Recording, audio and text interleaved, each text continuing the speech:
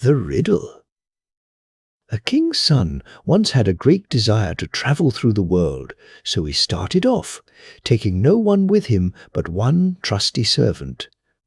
One day he came to a great forest, and as evening drew on he could find no shelter, and could not think where to spend the night.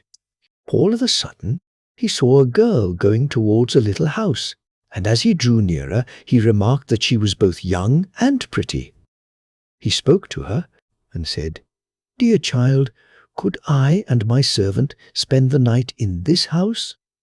"Oh, yes," said the girl in a sad tone, "you can if you like, but I should not advise you to do so. Better not go in." "Why not?" asked the king's son. The girl sighed and answered, "My stepmother deals in black arts, and she is not very friendly to strangers." The prince guessed easily that he had fallen on a witch's house, but as by this time it was quite dark, and he could go no further, and as moreover he was not at all afraid, he stepped in. An old woman sat in an armchair near the fire, and as the strangers entered she turned her red eyes on them. "Good evening," she muttered, and pretending to be quite friendly, "Won't you sit down?" She blew up the fire on which she was cooking something in a little pot, and her daughter secretly warned the travellers to be very careful not to eat or drink anything, as the old woman's brews were apt to be dangerous. They went to bed and slept soundly till morning. When they were ready to start, and the king's son had already mounted his horse, the old woman said, "Wait a minute, I must give you a stirrup cup." Whilst she went to fetch it, the king's son rode off, and the servant who had waited to tighten his saddle girths was alone when the witch returned. "Take that to your master," she said. But as she spoke, the glass cracked and the poison spurted over the horse, and it was so powerful that the poor creature sank down dead. The servant ran after his master and told him what had happened, and then, not wishing to lose the saddle as well as the horse, he went back to fetch it. When he got to the spot, he saw that a raven had perched on the carcass and was pecking at it. "Who knows whether we shall get anything better to eat today?" said the servant, and he shot the raven and carried it off. Then they rode on all day through the forest without coming to the end. At nightfall they reached an inn, which they entered, and the servant gave the landlord the raven to dress for their supper. Now, as it happened, this inn was a regular resort of a band of murderers, and the old witch too was in the habit of frequenting it. As soon as it was dark, 12 murderers arrived, with the full intention of killing and robbing the strangers. Before they set to work, however, they sat down to table, and the landlord and the old witch joined them, and they all ate some broth in which the flesh of the raven had been stewed down. They had hardly taken a couple of spoonfuls when they all fell down dead, for the poison had passed from the horse to the raven and so into the broth. So there was no one left belonging to the house but the landlord's daughter, who was a good, well-meaning girl, and had taken no part in all the evil doings. She opened all the doors and showed the strangers the treasures the robbers had gathered together. But the prince bade her keep them all for herself, as he wanted none of them, and so he rode further with his servant. After travelling about for some length of time, they reached a town where lived a lovely but most arrogant princess. She had given out that anyone who asked her a riddle which she found herself unable to guess should be her husband. But should she guess it, he must forfeit his head. She claimed 3 days in which to think over the riddles, but she was so very clever that she invariably guessed them in a much shorter time. 9 suitors had already lost their lives when the king's son arrived, and, dazzled by her beauty, determined to risk his life in hopes of winning her. So he came before her and propounded his riddle. "What is this?" he asked. "One slew none and yet killed 12. She could not think what it was. She thought, and looked through all her books of riddles and puzzles, but she found nothing to help her and could not guess. In fact, she was at her wits' end. As she could think of no way to guess the riddle, she ordered her maid to steal at night into the prince's bedroom and to listen, for she thought that he might perhaps talk aloud in his dreams and so betray the secret. But the clever servant had taken his master's place, and when the maid came, he tore off the cloak she had wrapped herself in and hunted her off with a whip. On the second night, the princess sent her lady-in-waiting, hoping that she might succeed better. But the servant took away her mantle and chased her away also. On the third night, the king's son thought he really might feel safe, so he went to bed. But in the middle of the night, the princess came herself, all huddled up in a misty grey mantle, and sat down near him.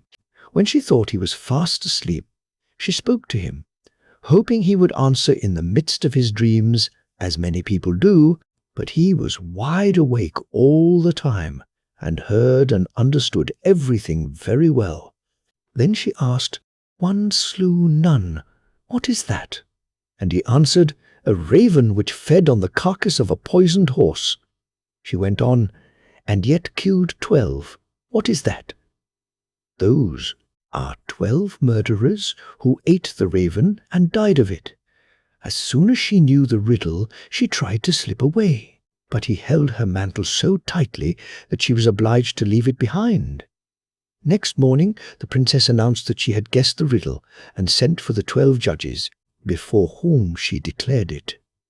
But the young man begged to be heard too and said, "She came by night to question me. Otherwise she never could have guessed it." The judges said, "Bring us some proof." So the servant brought out the 3 cloaks, and when the judges saw the grey one, which the princess was in the habit of wearing, they said, "Let it be embroidered with gold and silver. It shall be your wedding mantle." The snuff-box. As often happens in this world, there was once a young man who spent all his time in travelling. One day, as he was walking along, he picked up a snuff-box. He opened it, and the snuff-box said to him in the Spanish language, "What do you want?" He was very much frightened, but, luckily, instead of throwing the box away, he only shut it tight and put it in his pocket. Then he went on, away, away, away, and as he went he said to himself, "If it says to me again, 'What do you want?' I shall know better what to say this time." So he took out the snuff-box and opened it, and again it asked, "What do you want?" "My hat full of gold," answered the youth, and immediately it was full. Our young man was enchanted. Henceforth he should never be in need of anything. So on he travelled, away, away, away, through thick forests, till at last he came to a beautiful castle. In the castle there lived a king. The young man walked round and round the castle, not caring who saw him, till the king noticed him, and asked what he was doing there. "I was just looking at your castle. You would like to have one like it, wouldn't you?" The young man did not reply, but when it grew dark, he took his snuff-box and opened the lid. "What do you want?" "Build me a castle with laths of gold and tiles of diamond, and the furniture, all of silver and gold." He had scarcely finished speaking, when there stood in front of him, exactly opposite the king's palace, a castle built precisely as he had ordered. When the king awoke, he was struck dumb at the sight of the magnificent house shining in the rays of the sun. The servants could not do their work for stopping to stare at it. Then the king dressed himself and went to see the young man, and he told him plainly that he was a very powerful prince, and that he hoped that they might all live together in one house or the other, and that the king would give him his daughter to wife. So it all turned out just as the king wished. The young man married the princess, and they lived happily in the palace of gold. But the king's wife was jealous, both of the young man and of her own daughter. The princess had told her mother about the snuff-box, which gave them everything they wanted, and the queen bribed a servant to steal the snuff-box. They noticed carefully where it was put away every night. And one evening, when the whole world was asleep, the woman stole it and brought it to her old mistress. Oh, how happy the queen was! She opened the lid, and the snuff-box said to her, "What do you want?" And she answered at once, "I want you to take me and my husband and my servants and this beautiful house and set us down on the other side of the Red Sea, but my daughter and her husband are to stay behind." When the young couple woke up, they found themselves back in the old castle without their snuff-box. They hunted for it high and low, but quite vainly. The young man felt that no time was to be lost, and he mounted his horse and filled his pockets with as much gold as he could carry. On he went, away, away, away. But he sought the snuff-box in vain, all up and down the neighbouring countries, and very soon he came to the end of all his money. But still he went on, as fast as the strength of his horse would let him, begging his way. Someone told him that he ought to consult the moon, for the moon travelled far, and might be able to tell him something. So he went away, away, away, and ended, somehow or other, by reaching the land of the moon. There he found a little old woman who said to him, "What are you doing here? My son eats all living things he sees, and if you are wise, you will go away without coming any further." But the young man told her all his sad tale, and how he possessed a wonderful snuff-box, and how it had been stolen from him, and how he had nothing left now that he was parted from his wife and was in need of everything. And he said that perhaps her son, who travelled so far, might have seen a palace with laths of gold and tiles of diamond, and furnished all in silver and gold. As he spoke these last words, the moon came in, and said he smelt mortal flesh and blood. But his mother told him that it was an unhappy man who had lost everything, and had come all this way to consult him, and bade the young man not to be afraid, but to come forward and show himself. So he went boldly up to the moon, and asked if by any accident he had seen a palace with the laths of gold, and the tiles of diamond, and all the furniture of silver and gold. Once this house belonged to him, but now it was stolen. And the moon said no, but that the sun travelled farther than he did, and that the young man had better go and ask him. So the young man departed, and went away, away, away, as well as his horse would take him, begging his living as he rode along, and, somehow or other, at last he got to the land of the sun. There he found a little old woman who asked him, "What are you doing here? Go away. Have you not heard that my son feeds upon Christians?" But he said no, and that he would not go, for he was so miserable that it was all one to him whether he died or not, that he had lost everything, and especially a splendid palace like none other in the whole world, for it had laths of gold and tiles of diamond, and all the furniture was of silver and gold, and that he had sought it far and long, and in all the earth there was no man more unhappy. So the old woman's heart melted, and she agreed to hide him. When the sun arrived, he declared that he smelt Christian flesh, and he meant to have it for his dinner. But his mother told him such a pitiful story of the miserable wretch who had lost everything, and had come from far to ask his help, that at last he promised to see him. So the young man came out from his hiding-place and begged the sun to tell him if, in the course of his travels, he had not seen somewhere a palace that had not its like in the whole world, for its laths were of gold, and its tiles of diamond, and all the furniture in silver and gold.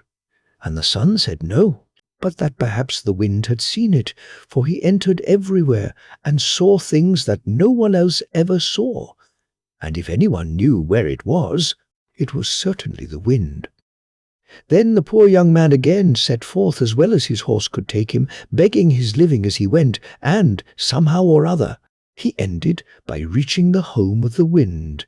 He found there a little old woman busily occupied in filling great barrels with water. She asked him what had put it into his head to come there, for her son ate everything he saw, and that he would shortly arrive quite mad, and that the young man had better look out. But he answered that he was so unhappy that he had ceased to mind anything, even being eaten. And then he told her that he had been robbed of a palace that had not its equal in all the world, and of all that was in it, and that he had even left his wife, and was wandering over the world until he found it, and that it was the sun who had sent him to consult the wind. So she hid him under the staircase, and soon they heard the south wind arrive, shaking the house to its foundations. Thirsty as he was, he did not wait to drink, but he told his mother that he smelt the blood of a Christian man, and that she had better bring him out at once and make him ready to be eaten. But she bade her son eat and drink what was before him, and said that the poor young man was much to be pitied, and that the sun had granted him his life in order that he might consult the wind. Then she brought out the young man, who explained how he was seeking for his palace, and that no man had been able to tell him where it was, so he had come to the wind. And he added that he had been shamefully robbed, and that the laths were of gold and the tiles of diamond, and all the furniture in silver and gold. And he inquired if the wind had not seen such a palace during his wanderings. And the wind said, yes, and that all that day he had been blowing backwards and forwards over it without being able to move one single tile. "Oh, do tell me where it is," cried the yew-man. "It is a long way off," replied the wind, "on the other side of the Red Sea." But our traveller was not discouraged. He had already journeyed too far. So he set forth at once, and, somehow or other, he managed to reach that distant land, and he inquired if anyone wanted a gardener.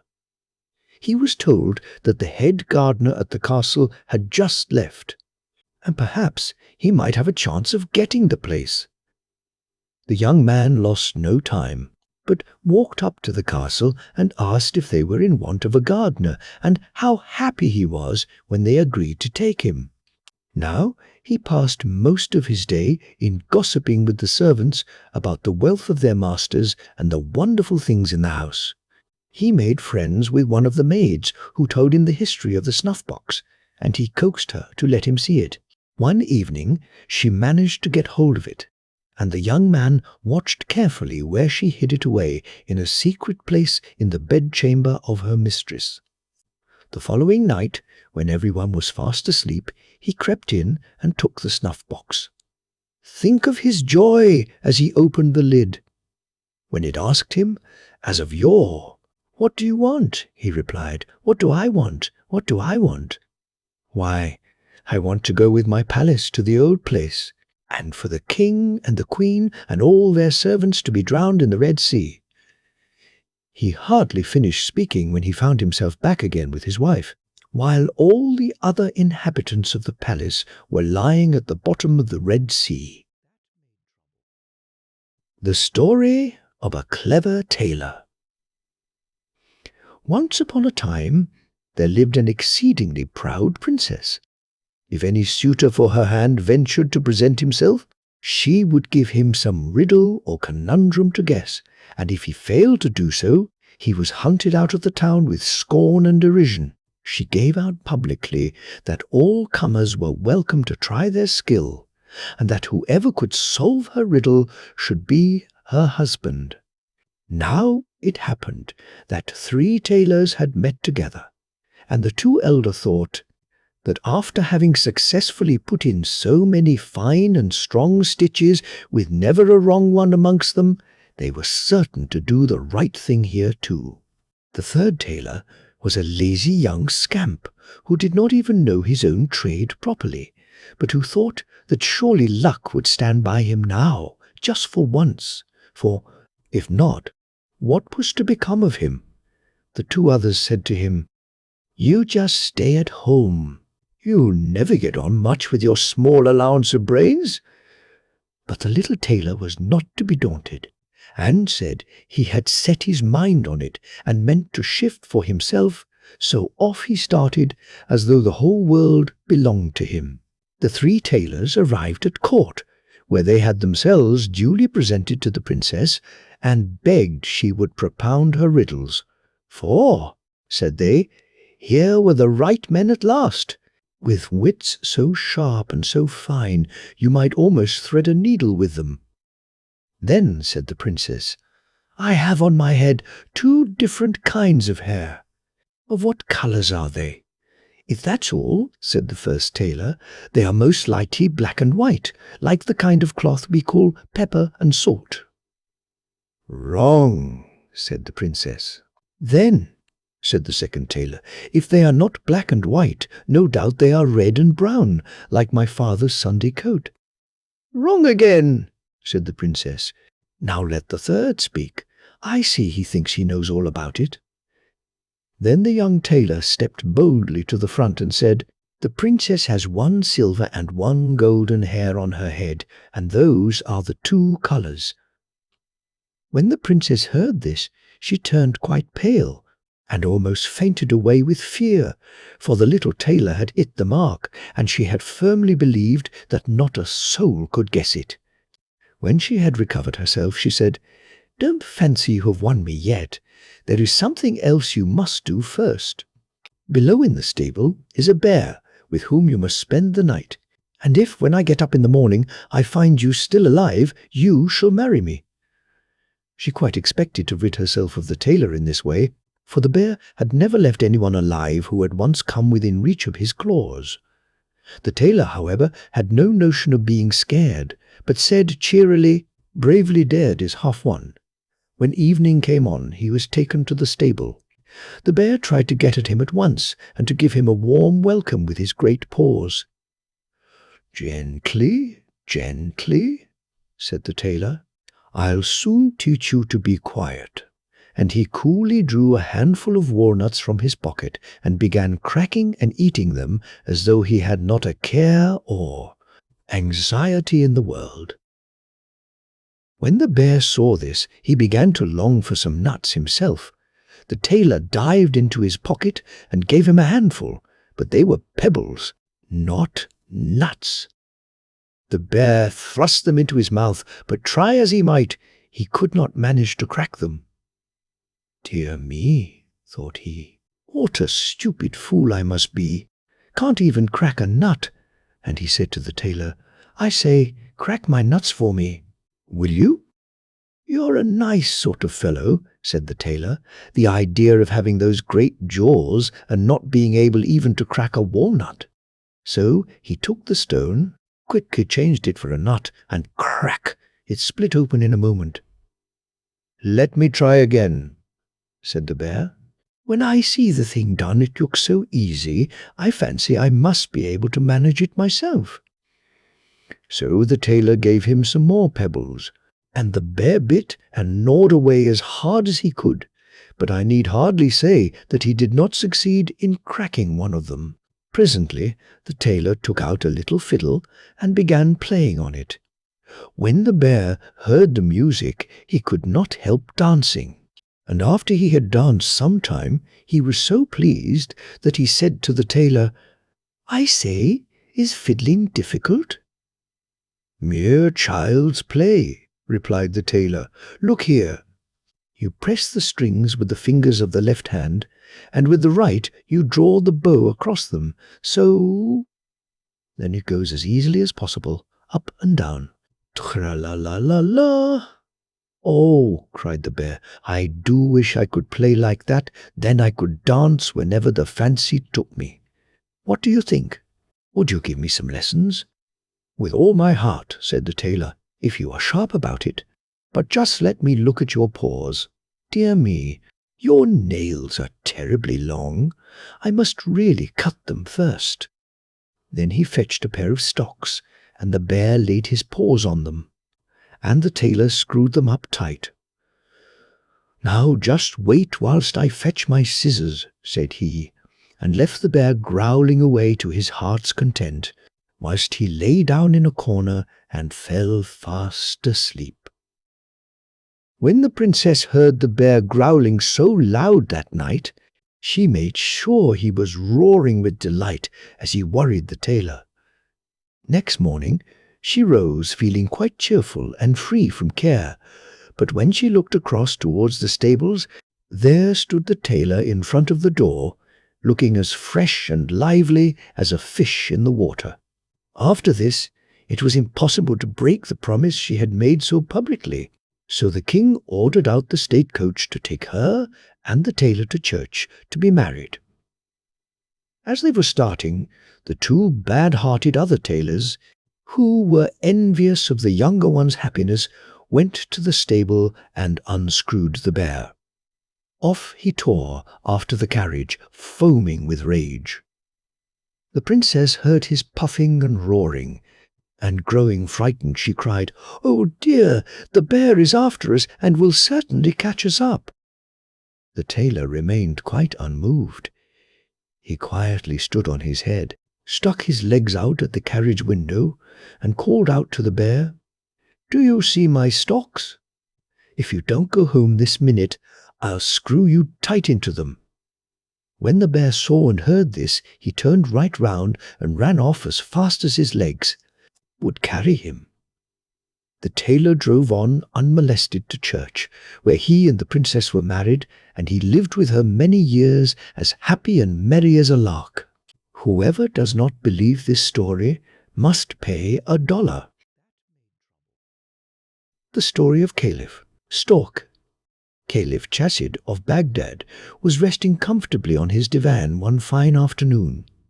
He was smoking a long pipe, and from time to time he sipped a little coffee, which a slave handed to him, and after each sip he stroked his long beard with an air of enjoyment. In short, anyone could see that the Caliph was in an excellent humour. This was, in fact, the best time of day in which to approach him, for just now he was pretty sure to be both affable and in good spirits, and for this reason the Grand Vizier Mansor always chose this hour in which to pay his daily visit. He arrived as usual this afternoon, but, contrary to his usual custom, with an anxious face. The Caliph withdrew his pipe for a moment from his lips and asked, "Why do you look so anxious, Grand Vizier?" The Grand Vizier crossed his arms on his breast and bent low before his master as he answered, "Oh, my lord! Whether my countenance be anxious or not, I know not, but down below, in the court of the palace, is a peddler with such beautiful things that I cannot help feeling annoyed at having so little money to spare." The Caliph, who had wished for some time past to give his Grand Vizier a present, ordered his black slave to bring the peddler before him at once. The slave soon returned, followed by the peddler, a short, stout man with a swarthy face and dressed in very ragged clothes. He carried a box containing all manner of wares, strings of pearls, rings, richly mounted pistols, goblets, and combs. The Caliph and his vizier inspected everything, and the Caliph chose some handsome pistols for himself and Mansor, and a jewelled comb for the vizier's wife. Just as the peddler was about to close his box, the Caliph noticed a small drawer, and asked if there was anything else in it for sale. The peddler opened the drawer and showed them a box containing a black powder and a scroll written in strange characters, which neither the Caliph nor the Mansor could read. "I got these 2 articles from a merchant who had picked them up in the street at Mecca," said the peddler. "I do not know what they may contain, but as they are of no use to me, you are welcome to have them for a trifle." The Caliph, who liked to have old manuscripts in his library, even though he could not read them, purchased the scroll and the box and dismissed the peddler. Then, being anxious to know what might be the contents of the scroll, he asked the vizier if he did not know of anyone who might be able to decipher it. "Most gracious lord and master," replied the vizier, Near the great mosque lives a man called Selim, the learned, who knows every language under the sun. Send for him. It may be that he will be able to interpret these mysterious characters." The learned Selim was summoned immediately. "Selim," said the Caliph, "I hear you are a scholar. Look well at this scroll and see whether you can read it. If you can, I will give you a robe of honor. But if you fail, I will order you to receive 12 strokes on your cheeks and 25 on the soles of your feet, because you have been falsely called Selim the learned." Selim prostrated himself and said, "Be it according to your will, O master." Then he gazed long at the scroll. Suddenly he exclaimed, "May I die? Oh, my lord, if this isn't Latin!" "Well," said the Caliph, "if it is Latin, let us hear what it means." So Selim began to translate. "Thou who mayest find this, praise Allah for his mercy. Whoever shall snuff the powder in this box, and at the same time shall pronounce the word mutabor, can transform himself into any creature he likes and will understand the language of all animals. When he wishes to resume the human form, he has only to bow 3 times towards the east and to repeat the same word. Be careful, however, when wearing the shape of some beast or bird, not to laugh, or thou wilt certainly forget the magic word and remain an animal forever." When Selim the learned had read this, the Caliph was delighted. He made the wise man swear not to tell the matter to anyone, gave him a splendid robe, and dismissed him. Then he said to his vizier, "That's what I call a good bargain, Mansor. I am longing for the moment when I can become some animal. Tomorrow morning I shall expect you early. We will go into the country, take some snuff from my box, and then hear what is being said in air, earth, and water." Next morning, Caliph Chasid had barely finished dressing and breakfasting when the Grand Vizier arrived, according to orders, to accompany him in his expedition. The Caliph stuck the snuff-box in his girdle, and, having desired his servants to remain at home, started off with the Grand Vizier only in attendance. First they walked through the palace gardens, but they looked in vain for some creature which could tempt them to try their magic power. At length the vizier suggested going further on to a pond which lay beyond the town, and where he had often seen a variety of creatures, especially storks, whose grave, dignified appearance and constant chatter had often attracted his attention. The Caliph consented, and they went straight to the pond. As soon as they arrived, they remarked a stork strutting up and down with a stately air, hunting for frogs, and now and then muttering something to itself. At the same time, they saw another stork far above in the sky, flying towards the same spot. "I would wager my beard, most gracious master," said the Grand Vizier, "that these 2 long legs will have a good chat together. How would it be if we turned ourselves into storks?" "Well said," replied the Caliph, "but first let us remember carefully how we are to become men once more. True. Bow 3 times towards the east and say, 'Mutabor,' and I shall be Caliph, and you, my Grand Vizier, again. But for heaven's sake don't laugh, or we are lost." As the Caliph spoke, he saw the second stork circling round his head and gradually flying towards the earth. Quickly he drew the box from his girdle, took a good pinch of the snuff, and offered one to Mansa, who also took one, and both cried together, "Mutabor!" Instantly their legs shriveled up and grew thin and red. Their smart yellow slippers turned to clumsy stork's feet, their arms to wings. Their necks began to sprout from between their shoulders and grew a yard long. Their beards disappeared, and their bodies were covered with feathers. "You've got a fine long bill." "Sir Vizier!" cried the Caliph, after standing for some time lost in astonishment. "By the beard of the Prophet, I never saw such a thing in all my life." "My very humble thanks," replied the Grand Vizier, as he bent his long neck. "But, if I may venture to say so, your Highness is even handsomer as a stork than as a caliph. But come, if it so pleases you, let us go near our comrades there and find out whether we really do understand the language of storks." Meantime, the second stork had reached the ground. It first scraped its bill with its claw, stroked down its feathers, and then advanced towards the first stork. The two newly made storks lost no time in drawing near, and to their amazement overheard the following conversation. "Good morning, Dame Longlegs. You are out early this morning." "Yes, indeed, dear Chatterbill. I am getting myself a morsel of breakfast. May I offer you a joint of lizard or a frog's thigh?" "1,000. Thanks, but I have really no appetite this morning. I am here for a very different purpose. I am to dance today before my father's guests, and I have come to the meadow for a little quiet practice."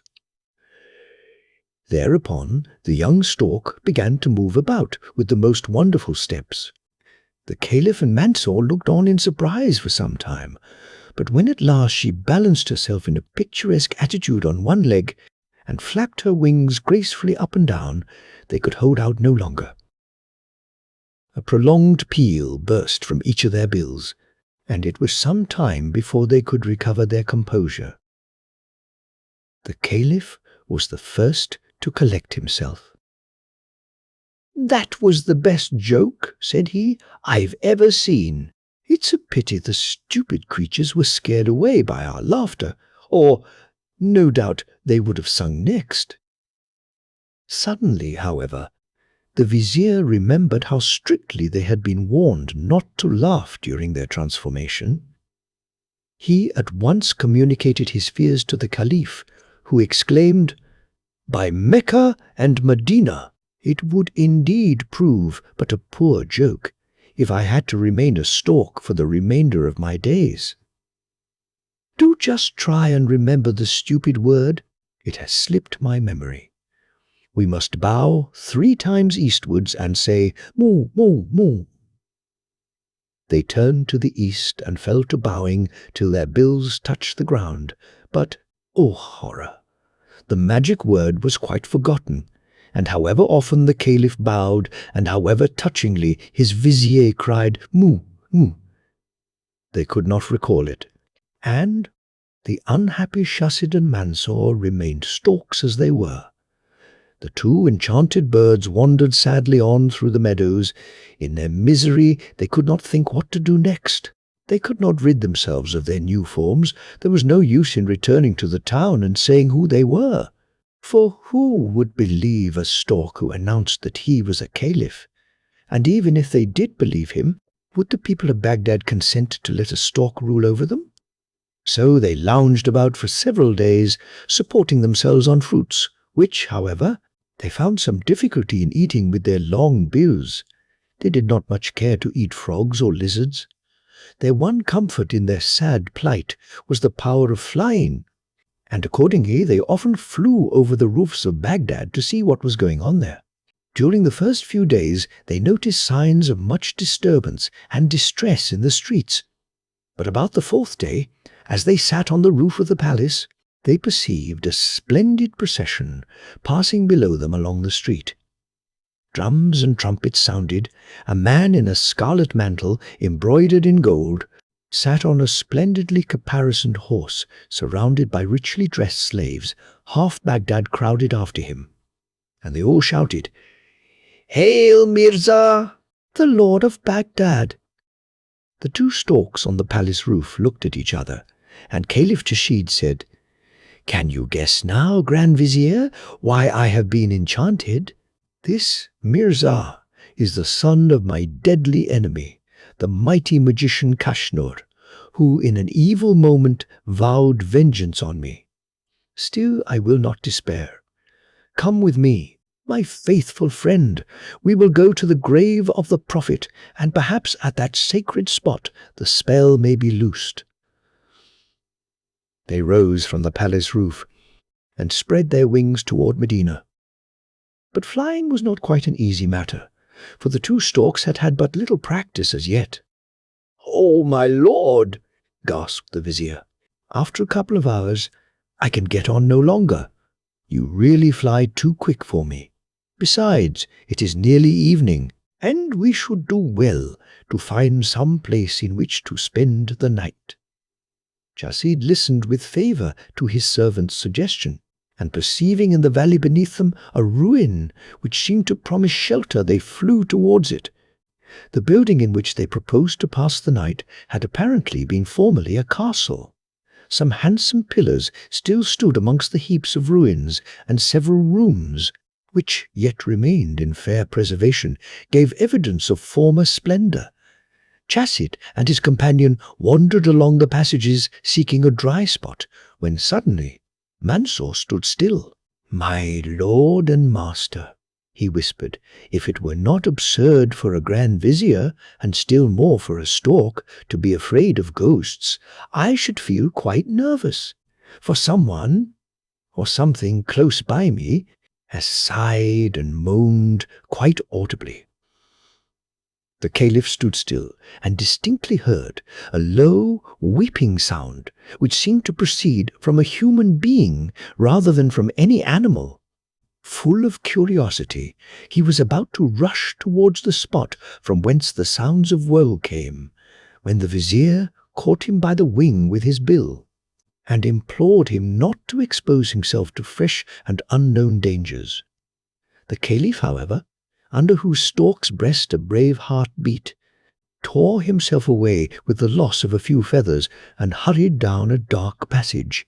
He saw a door which stood ajar, and through which he distinctly heard sighs, mingled with sobs.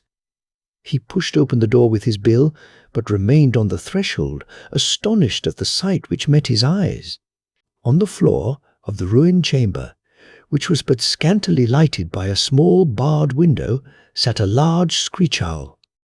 Big tears rolled from its large round eyes, and in a hoarse voice it uttered its complaints through its crooked beak. As soon as it saw the Caliph and his vizier, who had crept up meanwhile, it gave vent to a joyful cry.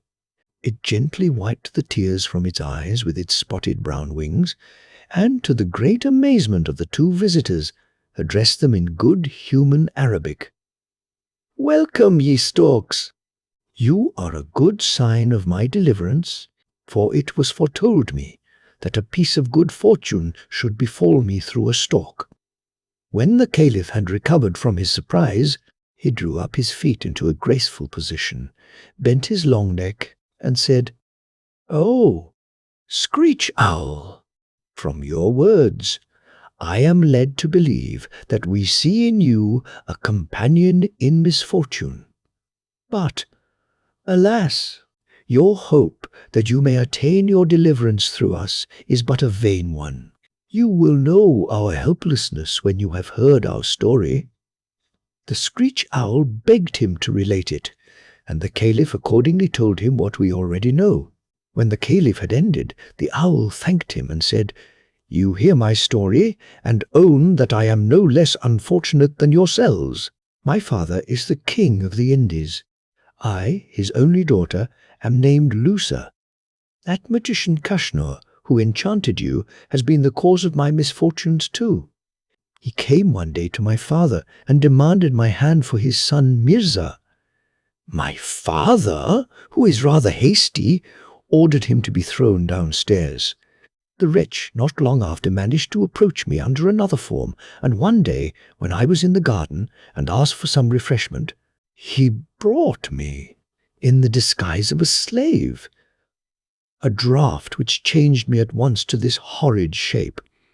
Whilst I was fainting with terror, he transported me here, and cried to me with his awful voice, 'There shall you remain, lonely and hideous, despised even by the brutes, till the end of your days, or till someone of his own free will asks you to be his wife. Thus do I avenge myself on you and your proud father.' Since then many months have passed away. Sad and lonely do I live like any hermit within these walls, avoided by the world and a terror even to animals. The beauties of nature are hidden from me, for I am blind by day, and it is only when the moon sheds her pale light on this spot that the veil falls from my eyes and I can see." The owl paused, and once more wiped her eyes with her wing, for the recital of her woes had drawn fresh tears from her. The Caliph fell into deep thought on hearing this story of the princess. "If I am not much mistaken," said he, "there is some mysterious connection between our misfortunes. But how to find the key to the riddle is the question." The owl answered, "O my lord, I too feel sure of this, for in my earliest youth a wise woman foretold that a stork would bring me some great happiness, and I think I could tell you how we might save ourselves." The Caliph was much surprised and asked her what she meant. "The magician who has made us both miserable," said she, "comes once a month to these ruins. Not far from this room is a large hall, where he is in the habit of feasting with his companions. I have often watched them. They tell each other all about their evil deeds, and possibly the magic word which you have forgotten may be mentioned." "Oh, dearest princess," exclaimed the Caliph, "say, when does he come? And where is the hall?" The owl paused a moment and then said, "Do not think me unkind, but I can only grant your request on one condition." "Speak, speak," cried Chasid. "Command. I will gladly do whatever you wish." "Well," replied the owl, "you see, I should like to be free too, but this can only be if one of you will offer me his hand in marriage." The stork seemed rather taken aback by this suggestion, and the Caliph beckoned to his vizier to retire and consult with him. When they were outside the door, the Caliph said, "Grand vizier, this is a tiresome business. However, you can take her." "Indeed," said the vizier, "so that when I go home my wife may scratch my eyes out. Besides, I am an old man, and your highness is still young and unmarried, and a far more suitable match for a young and lovely princess." "That's just where it is," sighed the Caliph, whose wings drooped in a dejected manner. "How do you know she is young and lovely? I call it buying a pig in a poke." They argued on for some time, but at length, when the Caliph saw plainly that his vizier would rather remain a stork to the end of his days than marry the owl, he determined to fulfill the condition himself. The owl was delighted. She owned that they could not have arrived at a better time, as most probably the magicians would meet that very night. She then proceeded to lead the two storks to the chamber. They passed through a long dark passage, till at length a bright ray of light shone before them through the chinks of a half-ruined wall. When they reached it, the owl advised them to keep very quiet. Through the gap near which they stood, they could with ease survey the whole of the large hall. It was adorned with splendid carved pillars. A number of coloured lamps replaced the light of day. In the middle of the hall stood a round table covered with a variety of dishes, and about the table was a divan on which 8 men were seated. In one of these bad men the two recognized the peddler who had sold the magic powder. The man next him begged him to relate all his latest doings, and amongst them he told the story of the Caliph and his vizier. "And what kind of word did you give them?" asked another old sorcerer. "A very difficult Latin word. It is mutable." As soon as the storks heard this, they were nearly beside themselves with joy.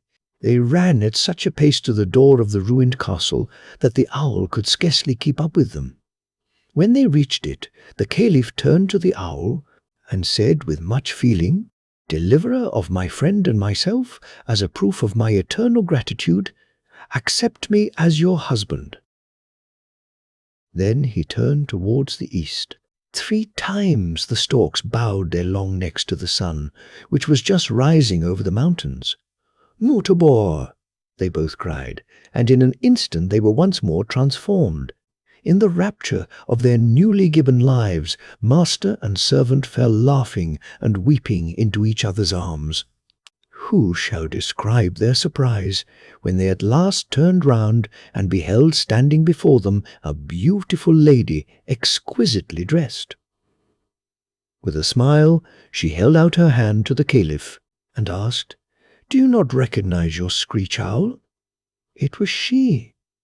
The Caliph was so enchanted by her grace and beauty that he declared being turned into a stork had been the best piece of luck which had ever befallen him.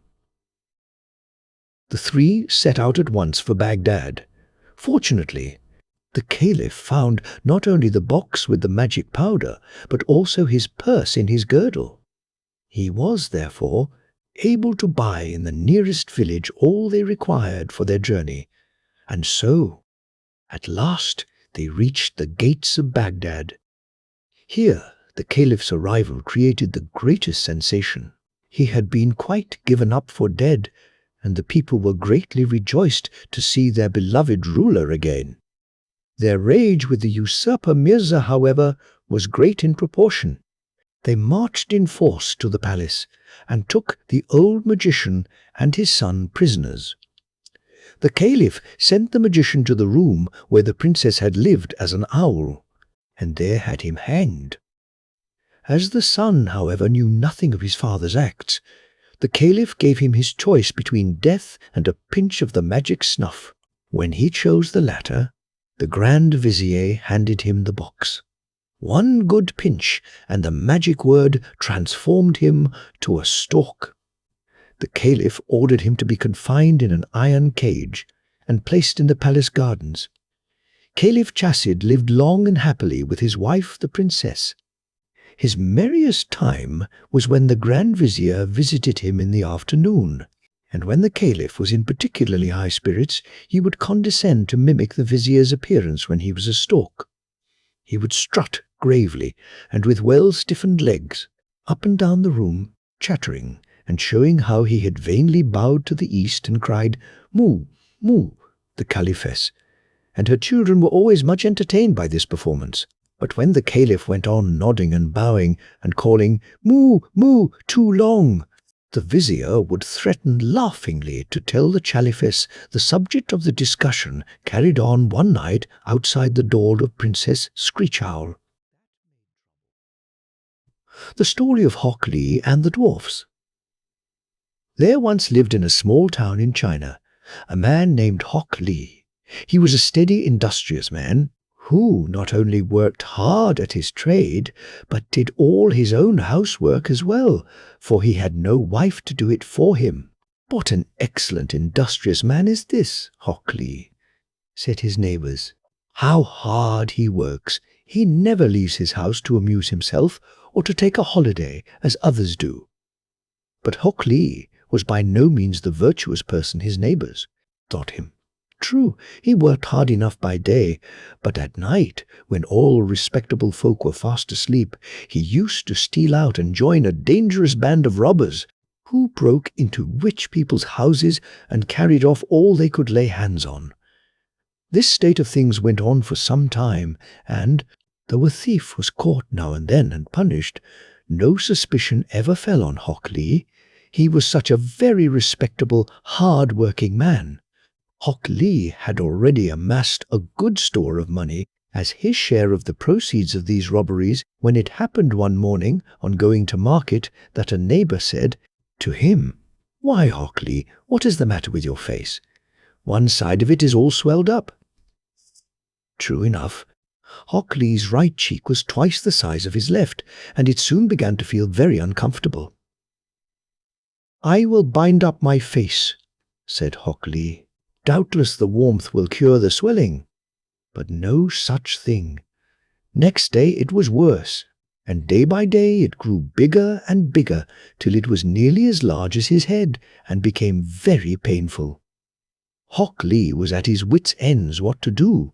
Not only was his cheek unsightly and painful, but his neighbors began to jeer and make fun of him, which hurt his feelings very much indeed. One day, as luck would have it, a traveling doctor came to the town. He sold not only all kinds of medicine, but also dealt in many strange charms against witches and evil spirits. Hockley determined to consult him and asked him into his house. After the doctor had examined him carefully, he spoke thus: "This, O Hockley, is no ordinary swelled face. I strongly suspect you have been doing some wrong deed which has called down the anger of the spirits on you. None of my drugs will avail to cure you, but if you are willing to pay me handsomely, I can tell you how you may be cured."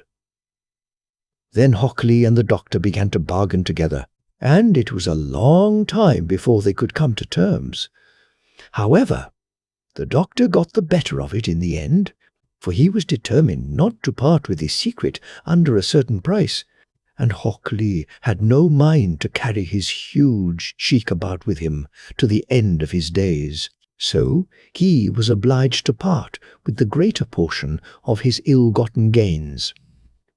When the doctor had pocketed the money, he told Hockley to go on the first night of the full moon to a certain wood, and there to watch by a particular tree. After a time he would see the dwarfs and little sprites who live underground come out to dance. When they saw him, they would be sure to make him dance too. "And mind you dance your very best," added the doctor. "If you dance well and please them, they will grant you a petition, and you can then beg to be cured. But if you dance badly, they will most likely do you some mischief out of spite." With that, he took leave and departed. Happily, the first night of the full moon was near, and at the proper time Hockley set out for the wood. With a little trouble, he found the tree the doctor had described, and, feeling nervous, he climbed up into it. He had hardly settled himself on a branch when he saw the little dwarfs assembling in the moonlight. They came from all sides, till at length there appeared to be hundreds of them. They seemed in high glee, and danced and skipped and capered about, whilst Hockley grew so eager watching them that he crept further and further along his branch, till at length it gave a loud crack. All the dwarfs stood still, and Hockley felt as if his heart stood still also. Then one of the dwarfs called out, "Someone is up in that tree. Come down at once, whoever you are, or we must come and fetch you."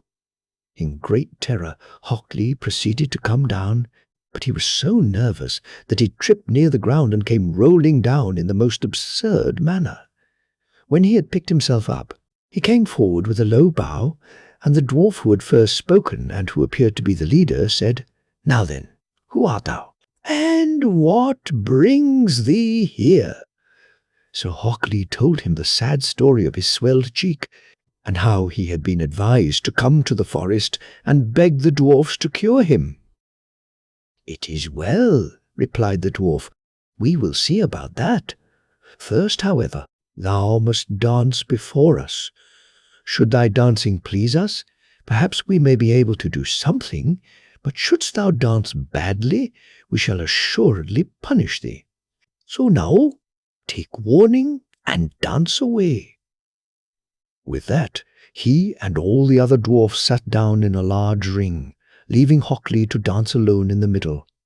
He felt half frightened to death, and besides was a good deal shaken by his fall from the tree, and did not feel at all inclined to dance. But the dwarfs were not to be trifled with. "Begin!" cried their leader, and "Begin!" shouted the rest in chorus. So in despair, Hockley began. First he hopped on one foot and then on the other, but he was so stiff and so nervous that he made but a poor attempt, and after a time sank down on the ground and vowed he could dance no more. The dwarfs were very angry. They crowded round Hockley and abused him. "Thou to come here to be cured, indeed," they cried. "Thou hast brought one big cheek with thee, but thou shalt take away two." And with that they ran off and disappeared, leaving Hockley to find his way home as best he might. He hobbled away, weary and depressed, and not a little anxious on account of the dwarf's threat.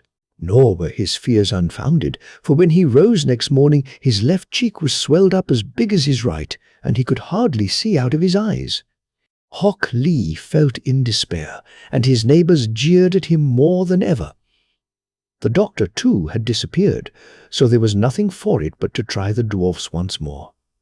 He waited a month till the first night of the full moon came round again, and then he trudged back to the forest and sat down under the tree from which he had fallen.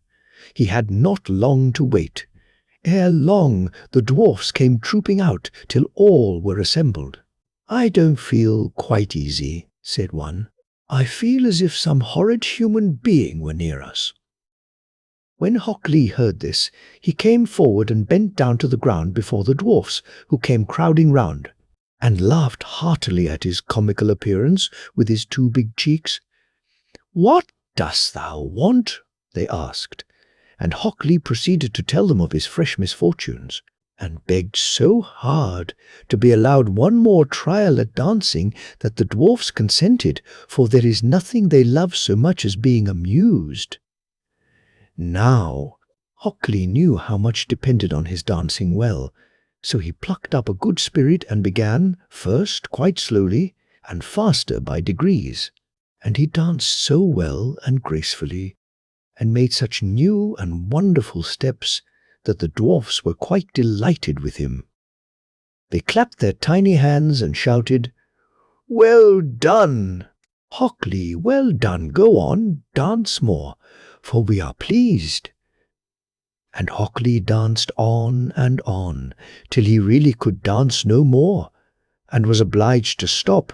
Then the leader of the dwarfs said, "We are well pleased, Hockley, and as a recompense for thy dancing, thy face shall be cured. Farewell." With these words he and the other dwarfs vanished, and Hockley, putting his hands to his face, found to his great joy that his cheeks were reduced to their natural size. The way home seemed short and easy to him, and he went to bed happy, and resolved never to go out robbing again. Next day the whole town was full of the news of Hock's sudden cure. His neighbours questioned him, but could get nothing from him, except the fact that he had discovered a wonderful cure for all kinds of diseases. After a time, a rich neighbour, who had been ill for some years, came and offered to give Hockley a large sum of money if he would tell him how he might get cured. Hockley consented on condition that he swore to keep the secret. He did so, and Hockley told him of the dwarfs and their dances.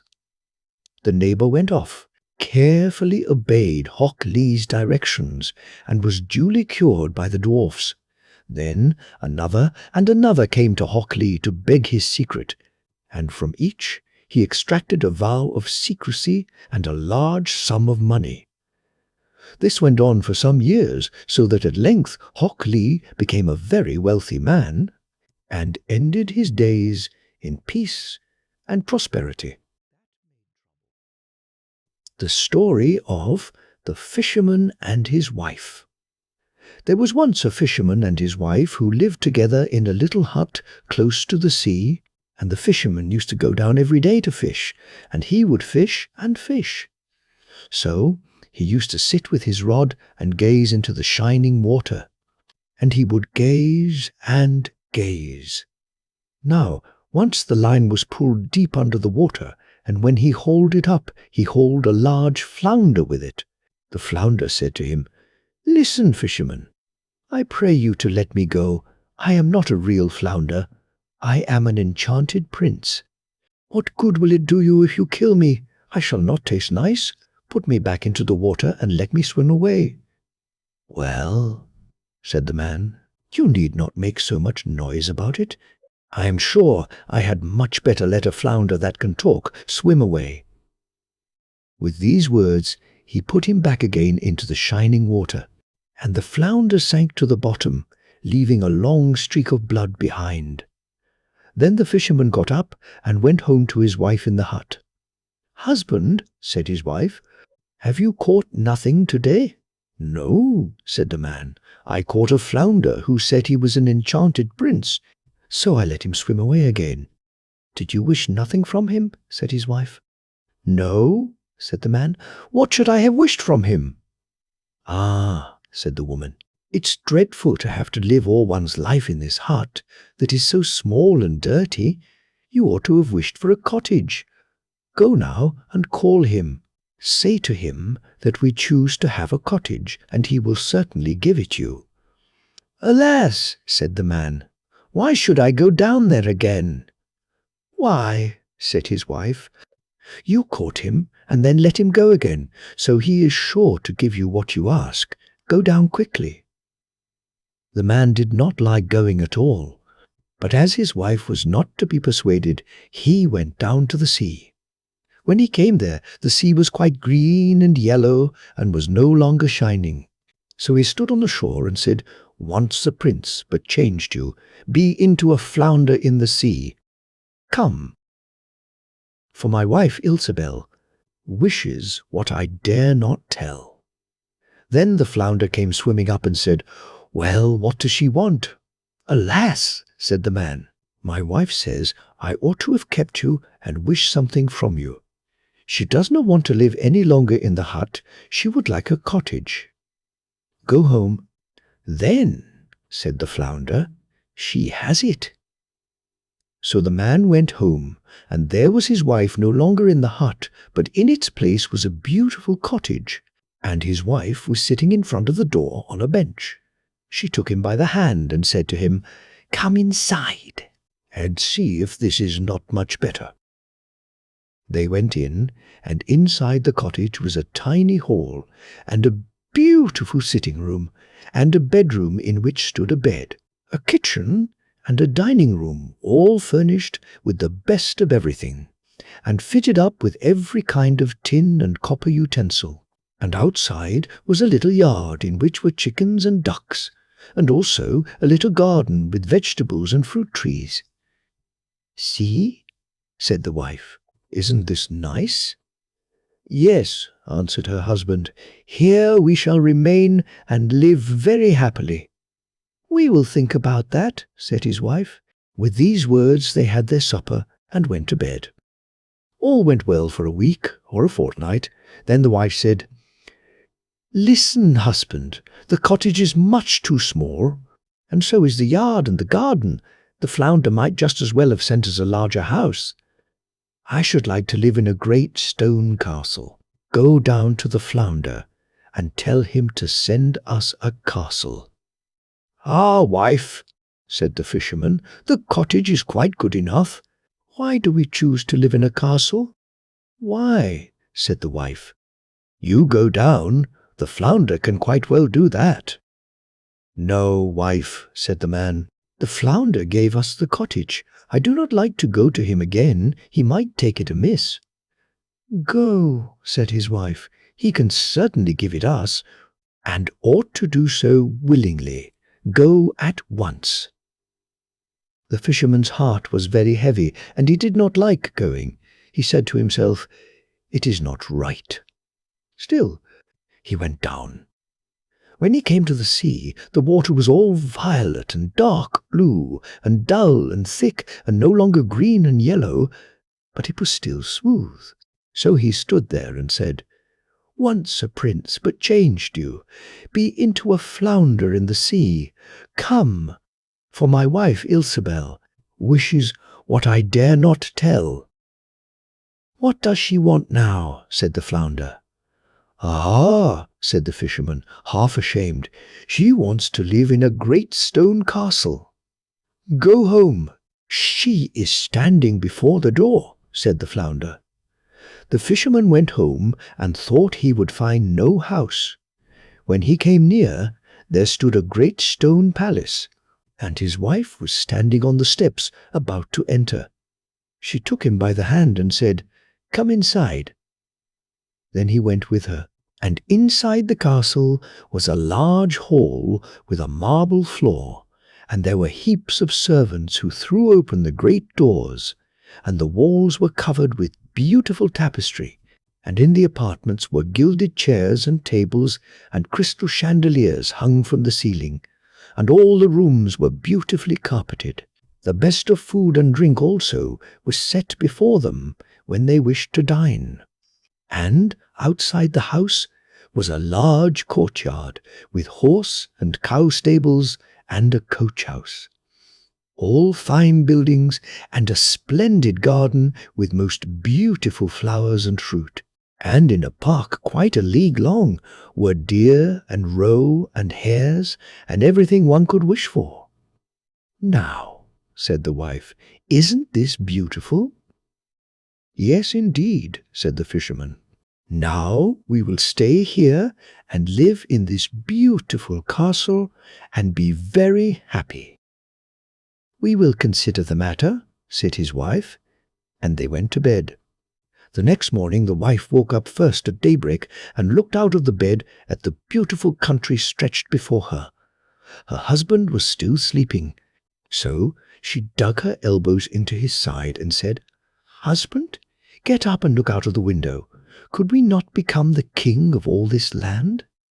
Go down to the flounder and tell him we choose to be king." "Ah, wife," replied her husband, "why should we be king?" "I don't want to be king." "Well," said his wife, "if you don't want to be king, I will be king. Go down to the flounder, I will be king." "Alas, wife," said the fisherman, "why do you want to be king?"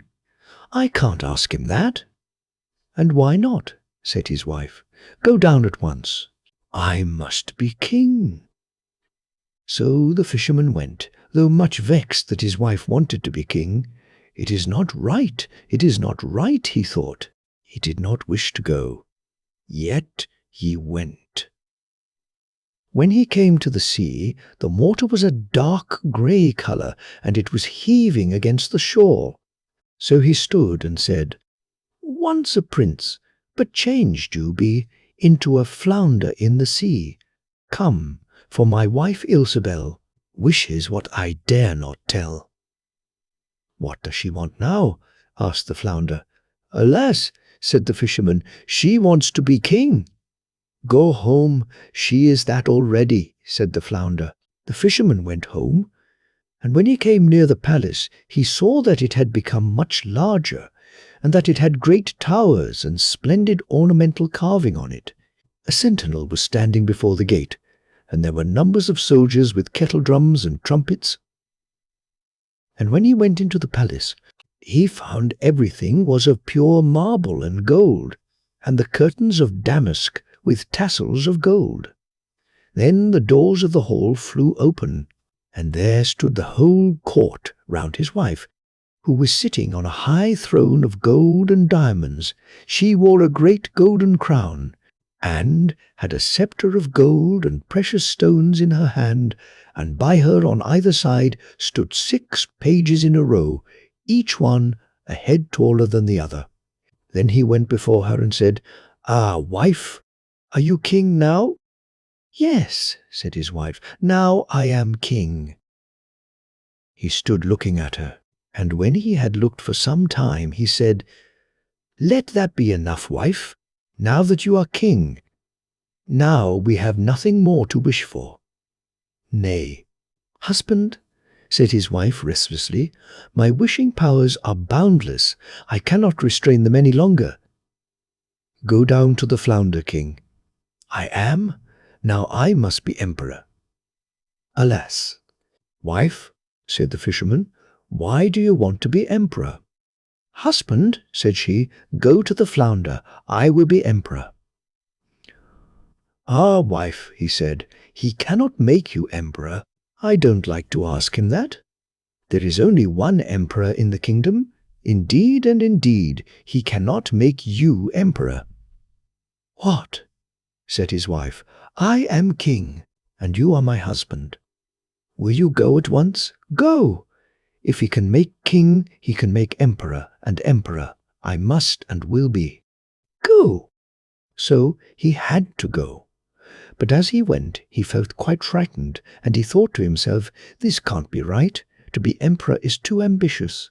The flounder would be tired out at last." Thinking this, he came to the shore. The sea was quite black and thick, and it was breaking high on the beach. The foam was flying about, and the wind was blowing. Everything looked bleak. The fisherman was chilled with fear. He stood and said, "Once a prince, but changed you be into a flounder in the sea. Come, for my wife Ilsebel wishes what I dare not tell." "What does she want now?" asked Flounder. "Alas, Flounder," he said, "my wife wants to be emperor." "Go home," said the Flounder. "She is that already." So the fisherman went home, and when he came there he saw the whole castle was made of polished marble, ornamented with alabaster statues and gold. Before the gate, soldiers were marching, blowing trumpets and beating drums. Inside the palace were walking barons, counts, and dukes, acting as servants. They opened the door, which was of beaten gold. And when he entered, he saw his wife upon a throne, which was made out of a single block of gold, and which was quite 6 cubits high. She had on a great golden crown, which was 3 yards high, and set with brilliants and sparkling gems. In one hand she held a sceptre, and in the other the imperial globe, and on either side of her stood 2 rows of halberdiers, each smaller than the other, from a 7-foot giant to the tiniest little dwarf no higher than my little finger. Many princes and dukes were standing before her. The fisherman went up to her quietly and said, "Wife, are you emperor now?"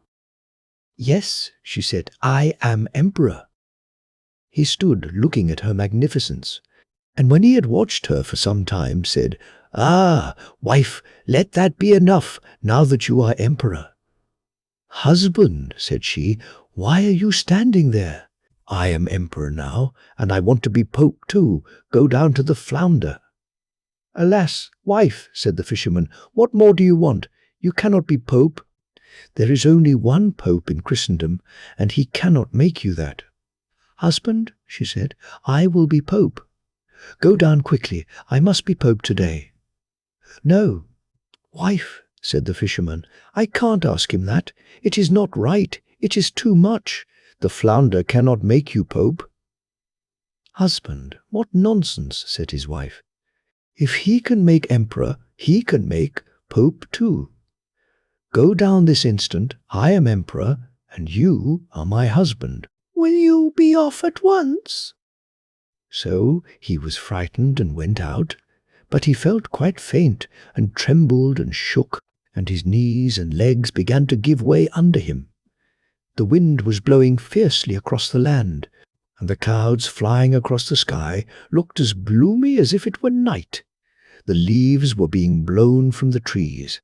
The water was foaming and seething and dashing upon the shore, and in the distance he saw the ships in great distress, dancing and tossing on the waves.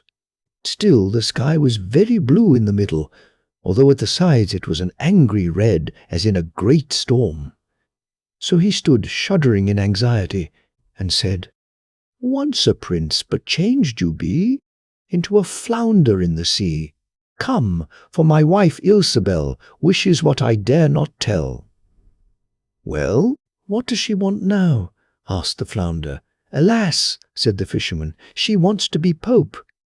"Go home then, she is that already," said the flounder. Then he went home, and when he came there he saw, as it were, a large church surrounded by palaces. He pushed his way through the people. The interior was lit up with thousands and thousands of candles, and his wife was dressed in cloth of gold and was sitting on a much higher throne, and she wore 3 great golden crowns.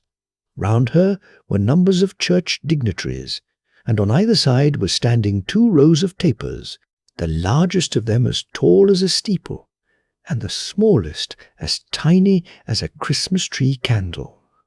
All the emperors and kings were on their knees before her, and were kissing her foot.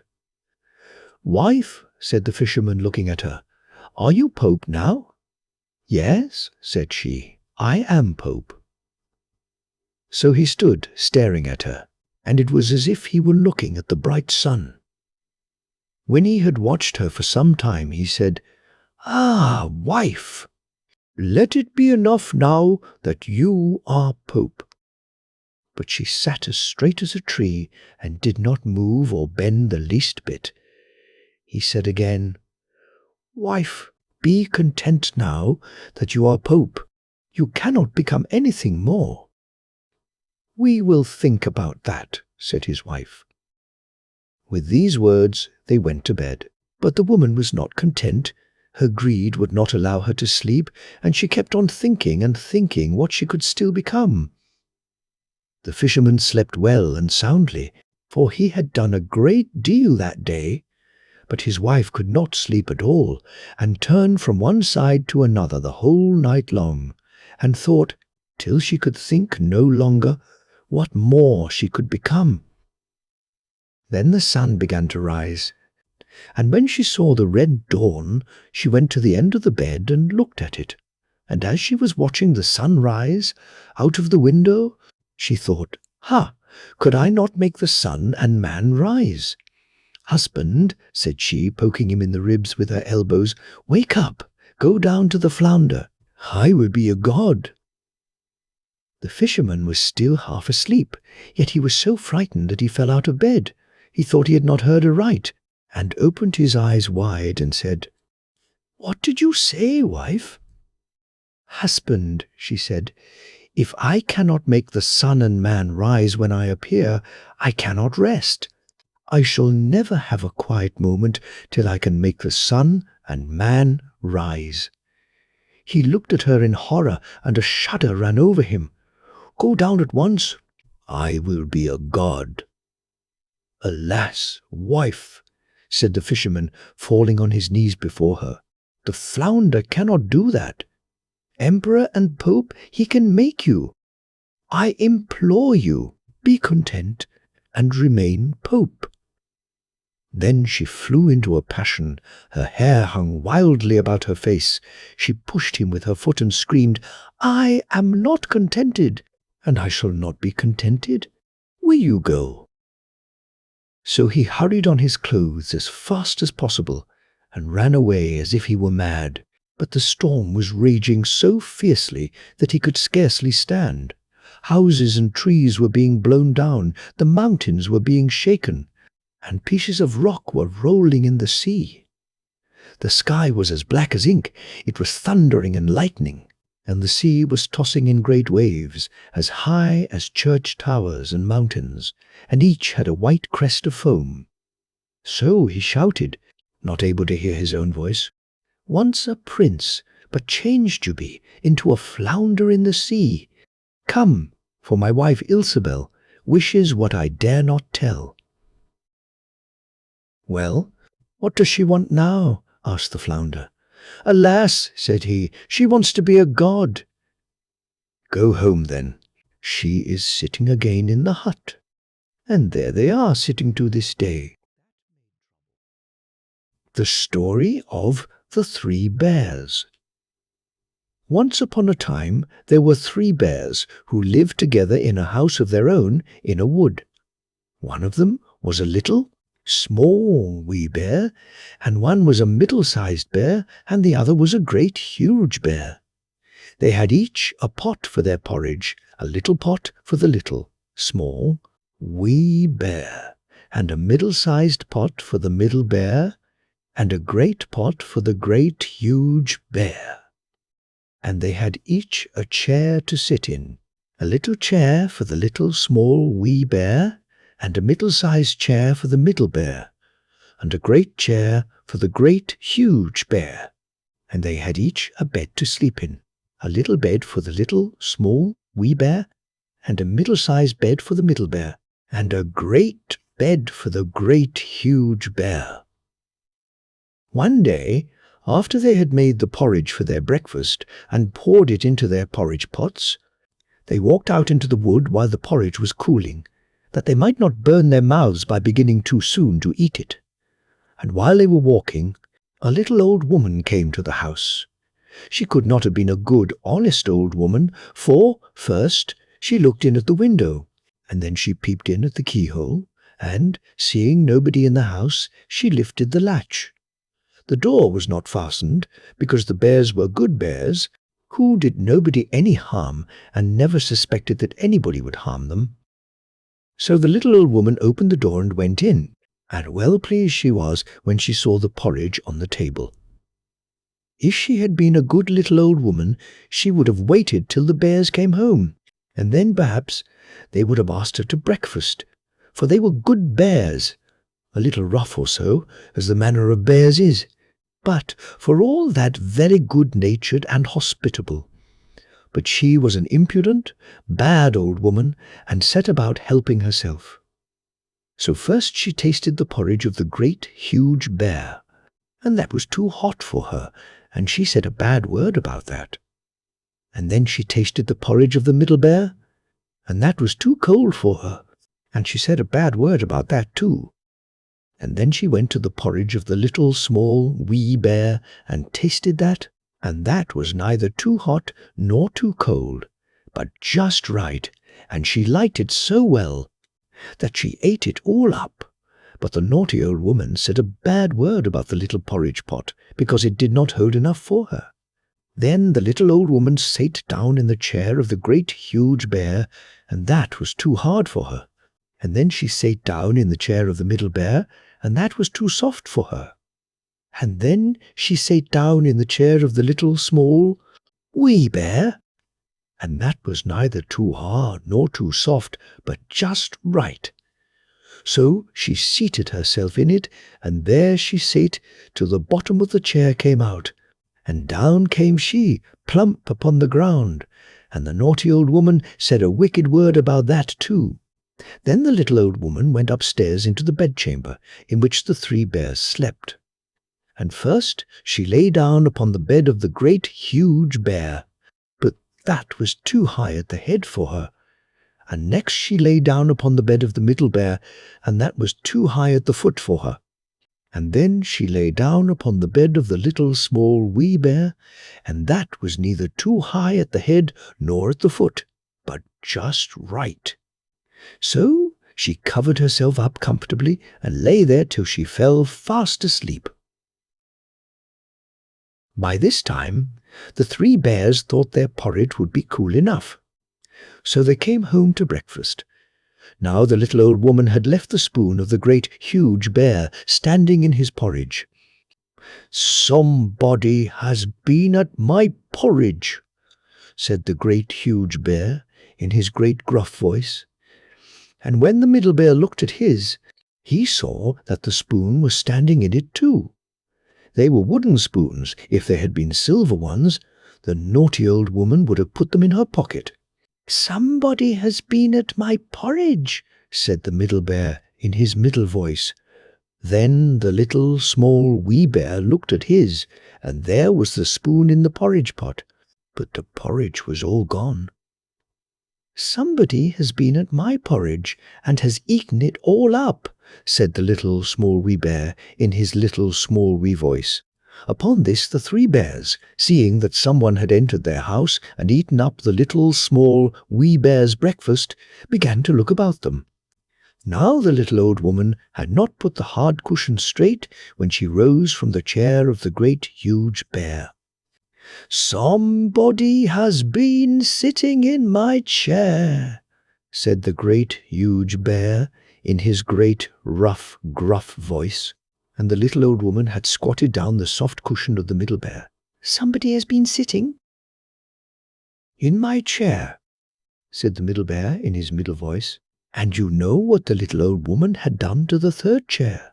"Somebody has been sitting in my chair and has sate the bottom of it out," said the little, small, wee bear in his little, small, wee voice. Then the three bears thought it necessary that they should make farther search, so they went upstairs into their bedchamber. Now the little old woman had pulled the pillow of the great huge bear out of its place. "Somebody has been lying in my bed," said the great huge bear in his great rough, gruff voice. and the little old woman had pulled the bolster of the middle bear out of its place. "Somebody has been lying in my bed," said the middle bear in his middle voice. And when the little small wee bear came to look at his bed, there was the bolster in its place, and the pillow in its place upon the bolster. And upon the pillow was the little old woman's ugly, dirty head, which was not in its place, for she had no business there. "Somebody has been lying in my bed, and here she is," said the little small wee bear in his little small wee voice.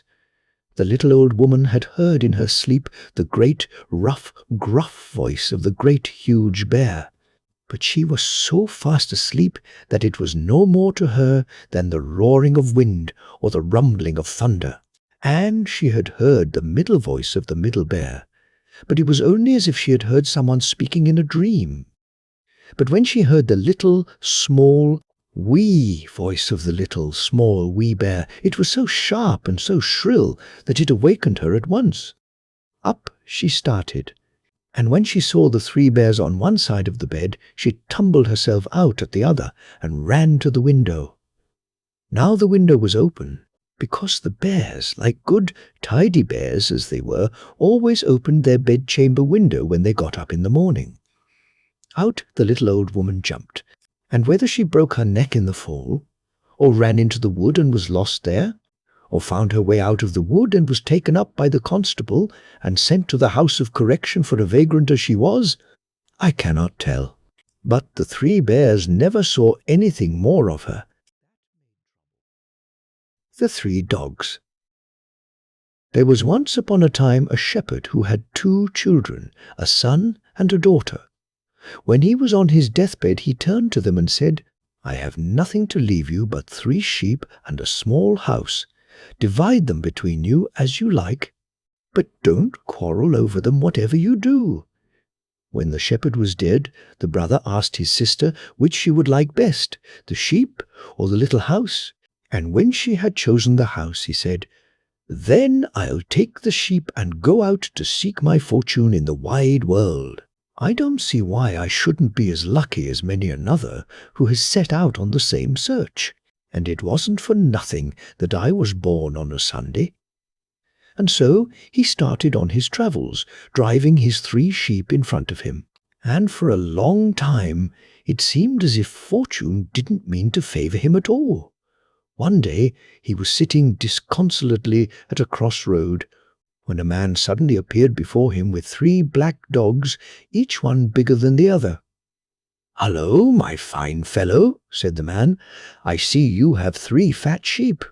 I'll tell you what, if you'll give them to me, I'll give you my 3 dogs." In spite of his sadness, the youth smiled and replied, "What would I do with your dogs? My sheep at least feed themselves, but I should have to find food for the dogs." "My dogs are not like other dogs," said the stranger. "They will feed you instead of you them, and will make your fortune. The smallest one is called Salt, and will bring you food whenever you wish. The second is called Pepper, and will tear anyone to pieces who offers to hurt you.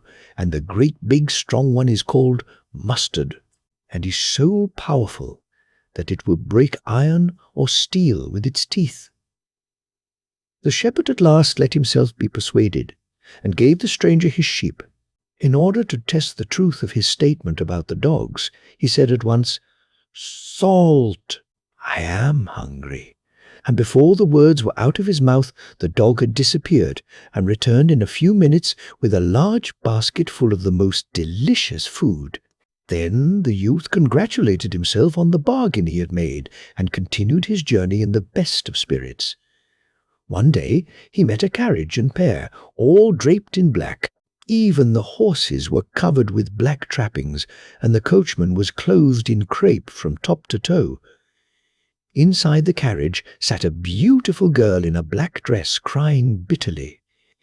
The horses advanced slowly and mournfully, with their heads bent on the ground. "Coachman, what's the meaning of all this grief?" asked the shepherd. At first the coachman wouldn't say anything, but when the youth pressed him, He told him that a huge dragon dwelt in the neighborhood and required yearly the sacrifice of a beautiful maiden. This year the lot had fallen on the king's daughter, and the whole country was filled with woe and lamentation in consequence. The shepherd felt very sorry for the lovely maiden and determined to follow the carriage. In a little, it halted at the foot of a high mountain. The girl got out and walked slowly and sadly to meet her terrible fate. The coachman perceived that the shepherd wished to follow her and warned him not to do so if he valued his life, but the shepherd wouldn't listen to his advice. When they had climbed about halfway up the hill, they saw a terrible-looking monster with the body of a snake and with huge wings and claws coming towards them, breathing forth flames of fire and preparing to seize its victim. Then the shepherd called, "Pepper, come to the rescue," and the second dog set upon the dragon, and after a fierce struggle bit it so sharply in the neck that the monster rolled over and in a few moments breathed its last. Then the dog ate up the body, all except its 2 front teeth, which the shepherd picked up and put in his pocket. The princess was quite overcome with terror and joy, and fell fainting at the feet of her deliverer. When she recovered her consciousness, she begged the shepherd to return with her to her father, who would reward him richly. But the youth answered that he wanted to see something of the world, and that he would return again in 3 years, and nothing would make him change this resolve. The princess seated herself once more in her carriage, and, bidding each other farewell, she and the shepherd separated, she to return home, and he to see the world.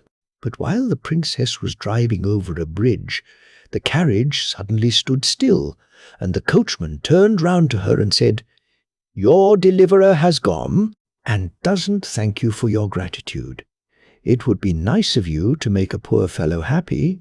Therefore you may tell your father that it was I who slew the dragon. And if you refuse to, I will throw you into the river. And no one will be any the wiser, for they will think the dragon has devoured you." The maiden was in a dreadful state when she heard these words, but there was nothing for her to do but to swear that she would give out the coachman as her deliverer, and not to divulge the secret to anyone. So they returned to the capital, and everyone was delighted when they saw the princess had returned unharmed. The black flags were taken down from all the palace towers, and gay-coloured ones put up in their place, and the king embraced his daughter and her supposed rescuer with tears of joy. And, turning to the coachman, he said, "You have not only saved the life of my child, but you have also freed the country from a terrible scourge.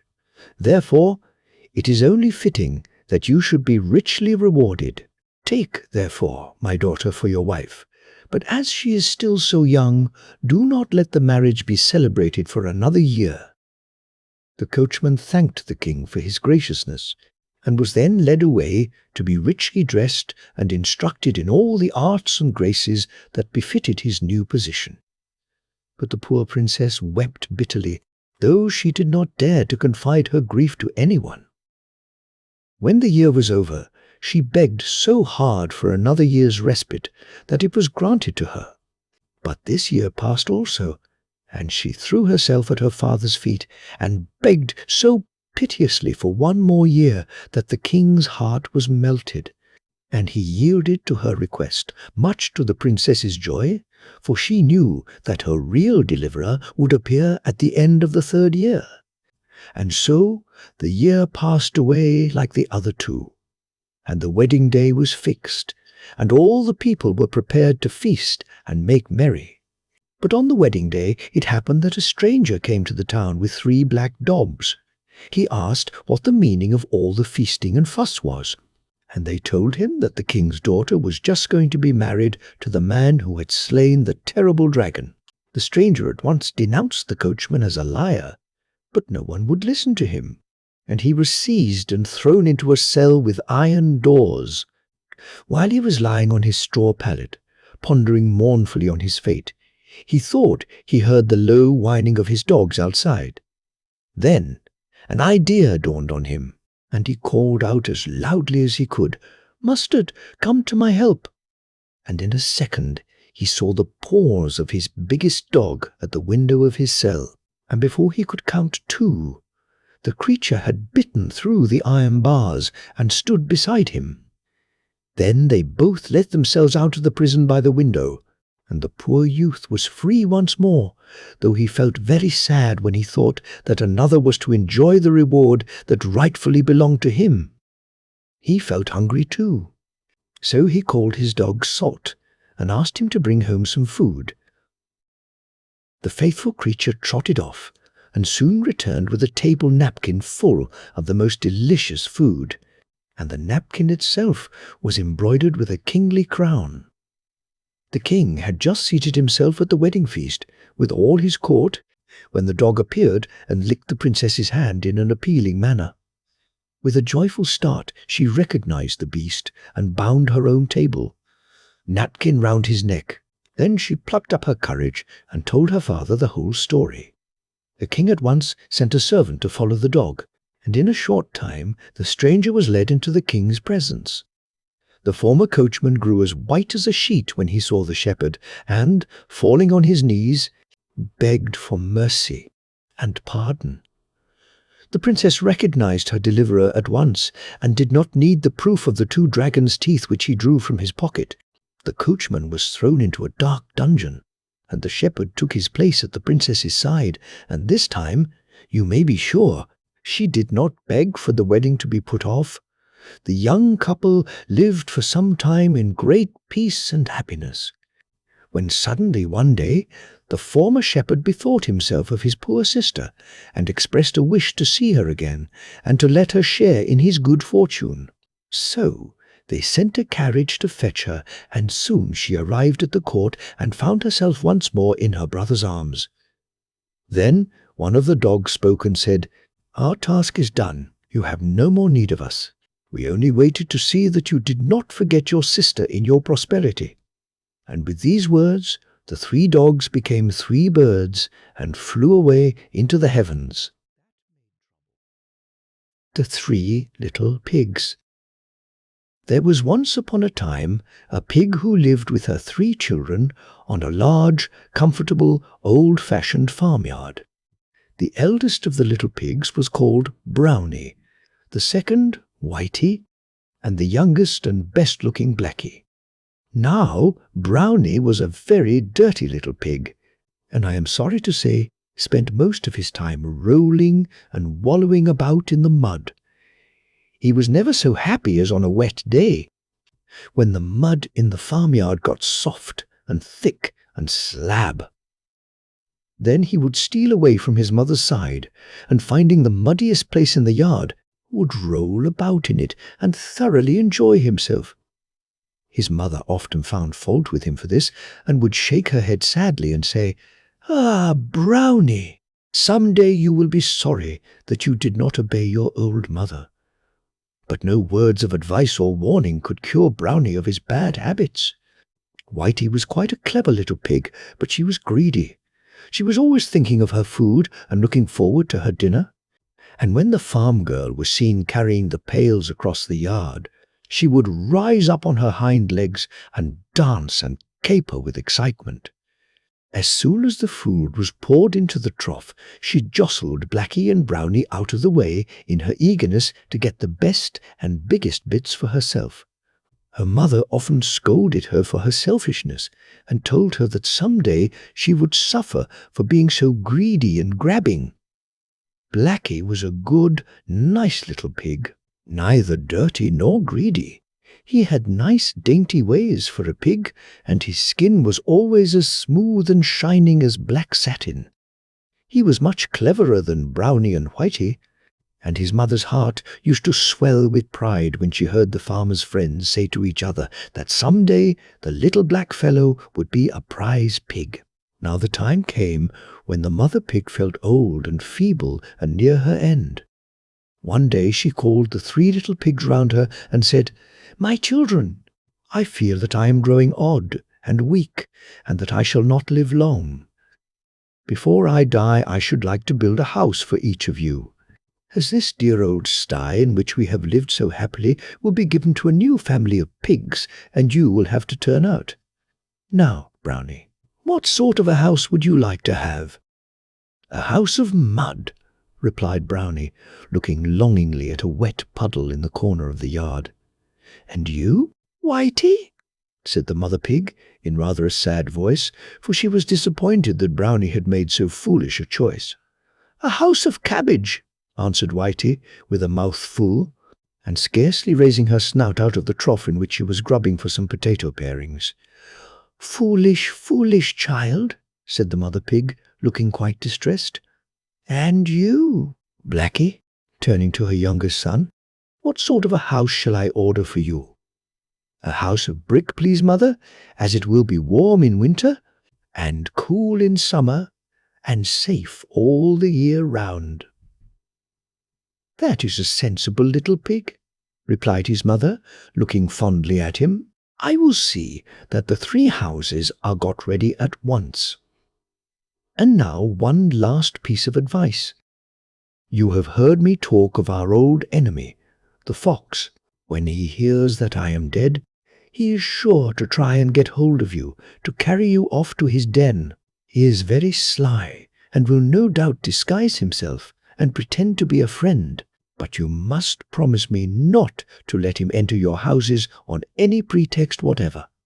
And the little pigs readily promised, for they had always had a great fear of the fox, of whom they had heard many terrible tales. A short time afterwards, the old pig died, and the little pigs went to live in their own houses. Brownie was quite delighted with his soft mud walls and with the clay floor, which soon looked like nothing but a big mud pie. But that was what Brownie enjoyed, and he was as happy as possible, rolling about all day and making himself in such a mess. One day, as he was lying half asleep in the mud, he heard a soft knock at his door, and a gentle voice said, "May I come in, Master Brownie? I want to see your beautiful new house." "Who are you?" said Brownie, starting up in great fright, for though the voice sounded gentle, he felt sure it was a feigned voice, and he feared it was the fox. "I am a friend come to call on you," answered the voice. "No, no," replied Brownie, "I don't believe you are a friend. You are the wicked fox, against whom our mother warned us. I won't let you in." "Oh-ho! Is that the way you answer me?" said the fox, speaking very roughly in his natural voice. "We shall soon see who is master here." And with his paws he set to work and scraped a large hole in the soft mud walls. A moment later he had jumped through it, and catching Brownie by the neck, flung him on his shoulders and trotted off with him to his den. The next day, as Whitey was munching a few leaves of cabbage out of the corner of her house, the fox stole up to her door, determined to carry her off to join her brother in his den. He began speaking to her in the same feigned, gentle voice in which he had spoken to Brownie, but it frightened her very much when he said, "I am a friend come to visit you, and to have some of your good cabbage for my dinner." "Please don't touch it," cried Whitey in great distress.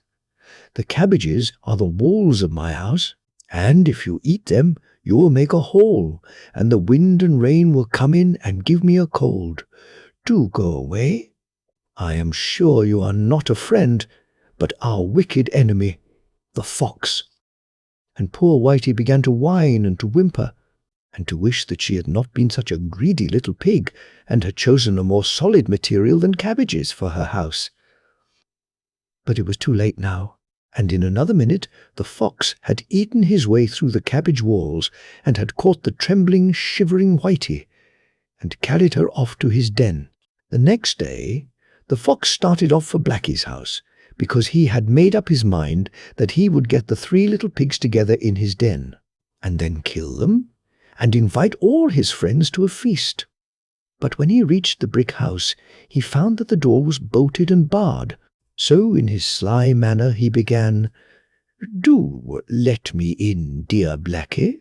I have brought you a present of some eggs that I picked up in a farmyard on my way here." "No, no, Mr. Fox," replied Blackie.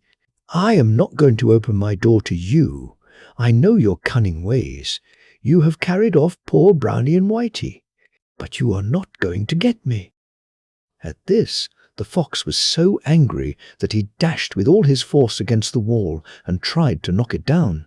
But it was too strong and well built, and though the fox scraped and tore at the bricks with his paws, he only hurt himself, and at last he had to give it up and limp away with his forepaws all bleeding and sore. "Never mind," he cried angrily as he went off. "I'll catch you another day, see if I don't. And won't I grind your bones to powder when I have got you in my den?" And he snarled fiercely and showed his teeth. Next day, Blackie had to go into the neighboring town to do some marketing and to buy a big kettle. As he was walking home with it slung over his shoulder, he heard a sound of steps stealthily creeping after him. For a moment his heart stood still with fear, and then a happy thought came to him. He had just reached the top of a hill, and could see his own little house nestling at the foot of it among the trees. In a moment he had snatched the lid off the kettle and had jumped in himself. Coiling himself round, he lay quite snug in the bottom of the kettle, while with his foreleg he managed to put the lid on so that he was entirely hidden. With a little kick from the inside, he started the kettle off, and down the hill it rolled full tilt, and when the fox came up, all that he saw was a large black kettle spinning over the ground at a great pace. Very much disappointed, he was just going to turn away when he saw the kettle stop close to the little brick house, and in a moment later Blackie jumped out of it and escaped with the kettle into the house, when he barred and bolted the door and put the shutter up over the window. "Oh-ho!" exclaimed the fox to himself. "You think you will escape me that way, do you? We shall soon see about that, my friend." And very quietly and stealthily he prowled round the house, looking for some way to climb onto the roof. In the meantime, Blackie had filled the kettle with water, and having put it on the fire, sat down quietly, waiting for it to boil. Just as the kettle was beginning to sing and steam to come out of the spout, he heard a sound like a soft, muffled step. Patter, patter, patter overhead, and the next moment the fox's head and forepaws were seen coming down the chimney. But Blackie very wisely had not put the lid on the kettle, and, with a yelp of pain, the fox fell into the boiling water, and before he could escape, Blackie had popped the lid on, and the fox was scalded to death. As soon as he was sure that their wicked enemy was really dead and could do them no further harm, Blackie started off to rescue Brownie and Whitey. As he approached the den, he heard piteous grunts and squeals from his poor little brother and sister, who lived in constant terror of the fox killing and eating them. But when they saw Blackie appear at the entrance to the den, their joy knew no bounds. He quickly found a sharp stone and cut the cords by which they were tied to a stake in the ground, and then all three started off together for Blackie's house, where they lived happily ever after. And Brownie quite gave up rolling in the mud, and Whitey ceased to be greedy, for they never forgot how nearly these faults had brought them to an untimely end. The Three Snake. Leaves, there was once a poor man who could no longer afford to keep his only son at home. So the son said to him, "Dear father, you are so poor that I am only a burden to you. I would rather go out into the world and see if I can earn my own living." The father gave him his blessing and took leave of him with much sorrow. About this time, the king of a very powerful kingdom was carrying on a war. The youth therefore took service under him and went on the campaign. When they came before the enemy, a battle took place. There was some hot fighting, and it rained bullets so thickly that his comrades fell around him on all sides. And when their leader fell too, the rest wished to take to flight, but the youth stepped forward and encouraged them and called out, We must not let our country be ruined." Then others followed him, and he pressed on and defeated the enemy. When the king heard that he had to thank him alone for the victory, he raised him higher than anyone else in rank, gave him great treasures, and made him the first in the kingdom. The king had a daughter who was very beautiful, but she was also very capricious. She had made a vow to marry no one who would not promise her that if she died first, he would allow himself to be buried alive with her. "If he loves me truly," she used to say, "what use would life be to him then?" At the same time, she was willing to do the same, and if he died first, to be buried with him. This curious vow had up to this time frightened away all suitors, but the young man was so captivated by her beauty that he hesitated at nothing and asked her hand of her father. "Do you know," asked the king, "what you have to promise?" "I shall have to go into her grave with her," he answered, "if I outlive her, but my love is so great that I do not think of the risk." So the king consented, and the wedding was celebrated with great splendor. Now, they lived for a long time very happily with one another, but then it came to pass that the young queen fell seriously ill, and no doctor could save her. And when she lay dead, the young king remembered what he had promised, and it made him shudder to think of lying in her grave alive. But there was no escape. The king had set guards before all the gates, and it was not possible to avoid his fate. When the day arrived on which the corpse was to be laid in the royal vault, he was led thither. Then the entrance was bolted and closed up. Near the coffin stood a table on which were placed 4 candles, 4 loaves of bread, and 4 bottles of wine. As soon as this provision came to an end, he would have to die.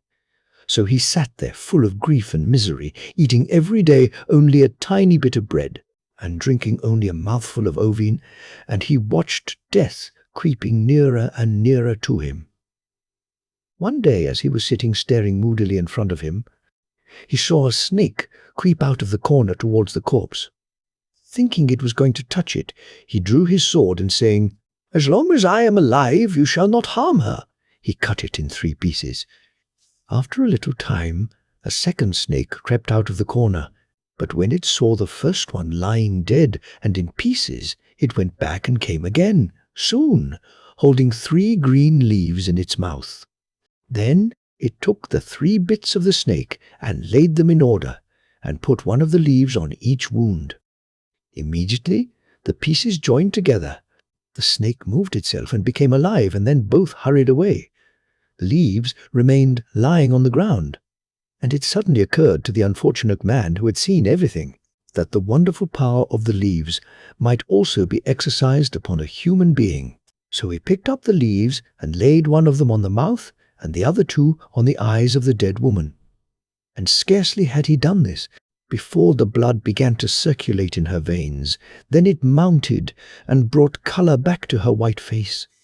Then she drew her breath, opened her eyes, and said, "Ah, where am I?" "You are with me, dear lady," he answered, and told her all that had happened, and how he had brought her to life again. He then gave her some wine and bread, and when all her strength had returned, she got up, and they went to the door and knocked and called so loudly that the guards heard them, and told the king. The king came himself to open the door, and there he found both happy and well, and he rejoiced with them that now all trouble was over. But the young king gave the 3 snake leaves to a servant, saying to him, "Keep them carefully for me, and always carry them with you. Who knows but that they may help us in a time of need?" It seemed, however, as if a change had come over the young queen after she had been restored to life, and as if all her love for her husband had faded from her heart. Some time afterwards, when he wanted to take a journey over the sea to his old father, and they were on board the ship, she forgot the great love and faithfulness he had shown her, and how he had saved her from death, and fell in love with the captain. And one day when the young king was lying asleep, she called the captain to her and seized the head of the sleeping king and made him take his feet, and together they threw him into the sea. When they had done this wicked deed, she said to him, "Now let us go home and say that he died on the journey. I will praise you so much to my father that he will marry me to you and make you the heir to the throne." But the faithful servant, who had seen everything, let down a little boat into the sea, unobserved by them, and rowed after his master while the traitors sailed on. He took the drowned man out of the water, and with the help of the 3 snake leaves which he carried with him, placing them on his mouth and eyes, he brought him to life again. They both rowed as hard as they could, night and day, and their little boat went so quickly that they reached the old king before the other 2 did. He was much astonished to see them come back alone, and asked what had happened to them. When he heard the wickedness of his daughter, he said, "I cannot believe that she has acted so wrongly, but the truth will soon come to light." He made them both go into a secret chamber, and let no one see them. Soon after this the large ship came in, and the wicked lady appeared before her father with a very sad face. He said to her, "Why have you come back alone? Where is your husband?" "Ah, dear father," she replied, "I have come home in great grief. My husband fell ill on the voyage quite suddenly and died. And if the good captain had not given me help, I should have died too. He was at his deathbed and can tell you everything." The king said, "I will bring the dead to life again." And he opened the door of the room and called them both out. The lady was as if thunderstruck when she caught sight of her husband. She fell on her knees and begged for mercy. But the king said, "You shall have no mercy. He was ready to die with you, and restored you to life again. But you killed him when he was sleeping, and shall receive your deserts." So she and her accomplice were put in a ship which was bored through with holes, and were drawn out into the sea, where they soon perished in the waves. The 12 Huntsmen. Once upon a time there was a king's son who was engaged to a princess whom he dearly loved. One day, as he sat by her side feeling very happy, he received news that his father was lying at the point of death, and desired to see him before his end. So he said to his love, "Alas, I must go off and leave you, but take this ring and wear it as a remembrance of me. And when I am king, I will return and fetch you home." Then he rode off. And when he reached his father, he found him mortally ill and very near death. The king said, "Dearest son, I have desired to see you again before my end. Promise me, I beg of you, that you will marry according to my wishes." And he then named the daughter of a neighboring king, who he was anxious should be his son's wife. The prince was so overwhelmed with grief that he could think of nothing but his father, and exclaimed, "Yes, yes, dear father, whatever you desire shall be done." Thereupon the king closed his eyes and died. After the prince had been proclaimed king, and the usual time of mourning had elapsed, he felt that he must keep the promise he had made to his father. So he sent to ask for the hand of the king's daughter, which was granted to him at once. Now his first love heard of this, and the thought of her lover's desertion grieved her so sadly that she pined away and nearly died. Her father said to her, "My dearest child, why are you so unhappy? If there is anything you wish for, say so, and you shall have it." His daughter reflected for a moment, and then said, "Dear father, I wish for 11 girls as nearly as possible of the same height, age, and appearance as myself." Said the king, "If the thing is possible, your wish shall be fulfilled." And he had his kingdom searched till he found 11 maidens of the same height, size, and appearance as his daughter. Then the princess desired 12 complete huntsmen's suits to be made, all exactly alike, and the 11 maidens had to dress themselves in 11 of the suits, while she herself put on the 12th. After this she took leave of her father and rode off with her girls to the court of her former lover. Here she inquired whether the king did not want some huntsmen, and if he would not take them all into his service. The king saw her but did not recognize her, and as he thought them very good-looking young people, he said, yes, he would gladly engage them all. So they became the 12 royal huntsmen. Now the king had a most remarkable lion, for it knew every hidden or secret thing. One evening the lion said to the king, "So, you think you have got 12 huntsmen, do you?" "Yes, certainly," said the king. "They terref 12 huntsmen." "There you are mistaken," said the lion. "They are 12 maidens." "That cannot possibly be," replied the king. "How do you mean to prove that?" "Just have a number of peas strewed over the floor of your antechamber," said the lion, "and you will soon see. Men have a strong, firm tread, so that if they happen to walk over peas, not one will stir, but girls trip and slip and slide, so that the peas roll all about." The king was pleased with the lion's advice and ordered the peas to be strewn in his anteroom. Fortunately, one of the king's servants had become very partial to the young huntsmen, and hearing of the trial they were to be put to, he went to them and said, "The lion wants to persuade the king that you are only girls," and then told them all the plot. The king's daughter thanked him for the hint, and after he was gone she said to her maidens, "Now make every effort to tread firmly on the peas." Next morning, when the king sent for his 12 huntsmen, and they passed through the anteroom, which was plentifully strewn with peas, they trod so firmly and walked with such a steady, strong step that not a single pea rolled away or even so much as stirred. After they were gone, the king said to the lion, "There now, you have been telling lies. You see yourself. They walk like men." "Because they knew they were being put to the test," answered the lion. And so they made an effort, but just have a dozen spinning wheels placed in the anteroom. When they pass through, you'll see how pleased they will be, quite unlike any man. The king was pleased with the advice, and desired 12 spinning wheels to be placed in his antechamber. But the good-natured servant went to the huntsmen and told them all about this fresh plot. Then, as soon as the king's daughter was alone with her maidens, she exclaimed, "Now! Pray make a great effort, and don't even look at those spinning wheels." When the king sent for his 12 huntsmen next morning, they walked through the anteroom without even casting a glance at the spinning wheels. Then the king said once more to the lion, "You have deceived me again. They are men, for they never once looked at the spinning wheels."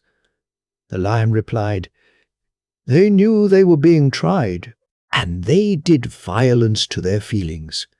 But the king declined to believe in the lion any longer. So the 12 huntsmen continued to follow the king, and he grew daily fonder of them. One day, whilst they were all out hunting, it so happened that news was brought that the king's intended bride was on her way, and might soon be expected. When the true bride heard of this, she felt as though a knife had pierced her heart, and she fell fainting to the ground. The king, fearing something had happened to his dear huntsman, ran up to help, and began drawing off his gloves. Then he saw the ring which he had given to his first love, and as he gazed into her face, he knew her again, and his heart was so touched that he kissed her. And as she opened her eyes, he cried, "I am thine, and thou art mine, and no power on earth can alter that." To the other princess he dispatched a messenger to beg her to return to her own kingdom with all speed. "For," said he, "I have got a wife, and he who finds an old key again does not require a new one." Thereupon The wedding was celebrated with great pomp, and the lion was restored to the royal favor, for after all he had told the truth. The War of the Wolf and the Fox. There was once upon a time a man and his wife who had an old cat and an old dog. One day the man, whose name was Simon, said to his wife, whose name was Susan, "Why should we keep our old cat any longer? She never catches any mice now, a days, and is so useless that I have made up my mind to drown her." But his wife replied, "Don't do that, for I'm sure she could still catch mice." "Rubbish," said Simon. "The mice might dance on her, and she would never catch one. I've quite made up my mind that the next time I see her, I shall put her in the water." Susan was very unhappy when she heard this, and so was the cat, who had been listening to the conversation behind the stove. When Simon went off to his work, the poor cat meowed so pitifully and looked up so pathetically into Susan's face that the woman quickly opened the door and said, "Fly for your life, my poor little beast, and get well away from here before your master returns." The cat took her advice and ran as quickly as her poor old legs would carry her into the wood. And when Simon came home, his wife told him that the cat had vanished. "So much the better for her," said Simon. "And now we have got rid of her, we must consider what we are to do with the old dog. He is quite deaf and blind, and invariably barks when there is no need, and makes no sound when there is. I think the best thing I can do with him is to hang him." But soft-hearted Susan replied, "Please don't do so. He's surely not so useless as all that." "Don't be foolish," said her husband. "The courtyard might be full of thieves, and he'd never discover it. No, the first time I see him it's all up with him, I can tell you." Susan was very unhappy at his words, and so was the dog, who was lying in the corner of the room and had heard everything.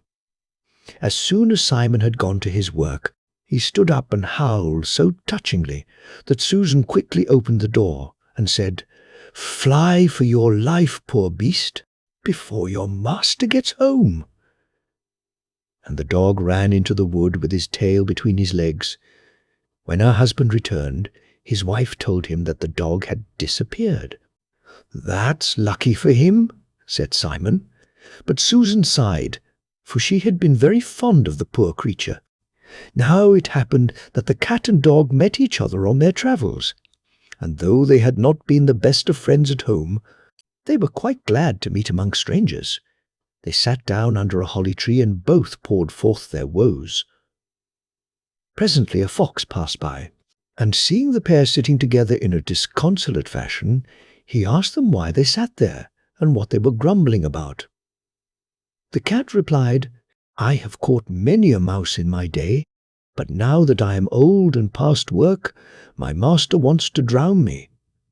And the dog said, "Many a night have I watched and guarded my master's house, and now that I am old and deaf, he wants to hang me." The fox answered, "That's the way of the world. But I'll help you to get back into your master's favor, only you must first help me in my own troubles."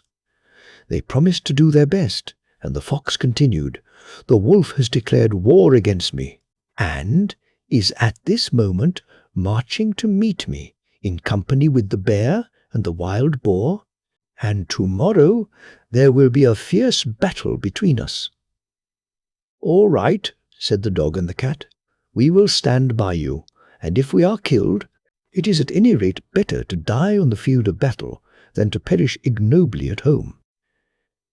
And they shook paws and concluded the bargain. The fox sent word to the wolf to meet him at a certain place, and the three set forth to encounter him and his friends. The wolf, the bear, and the wild boar arrived on the spot first, and when they had waited some time for the fox, the dog, and the cat, the bear said, "I'll climb up into the oak tree and look if I can see them coming."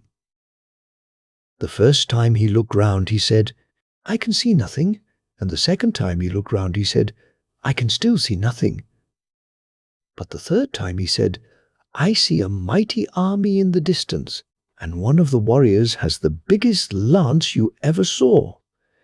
This was the cat, who was marching along with her tail erect.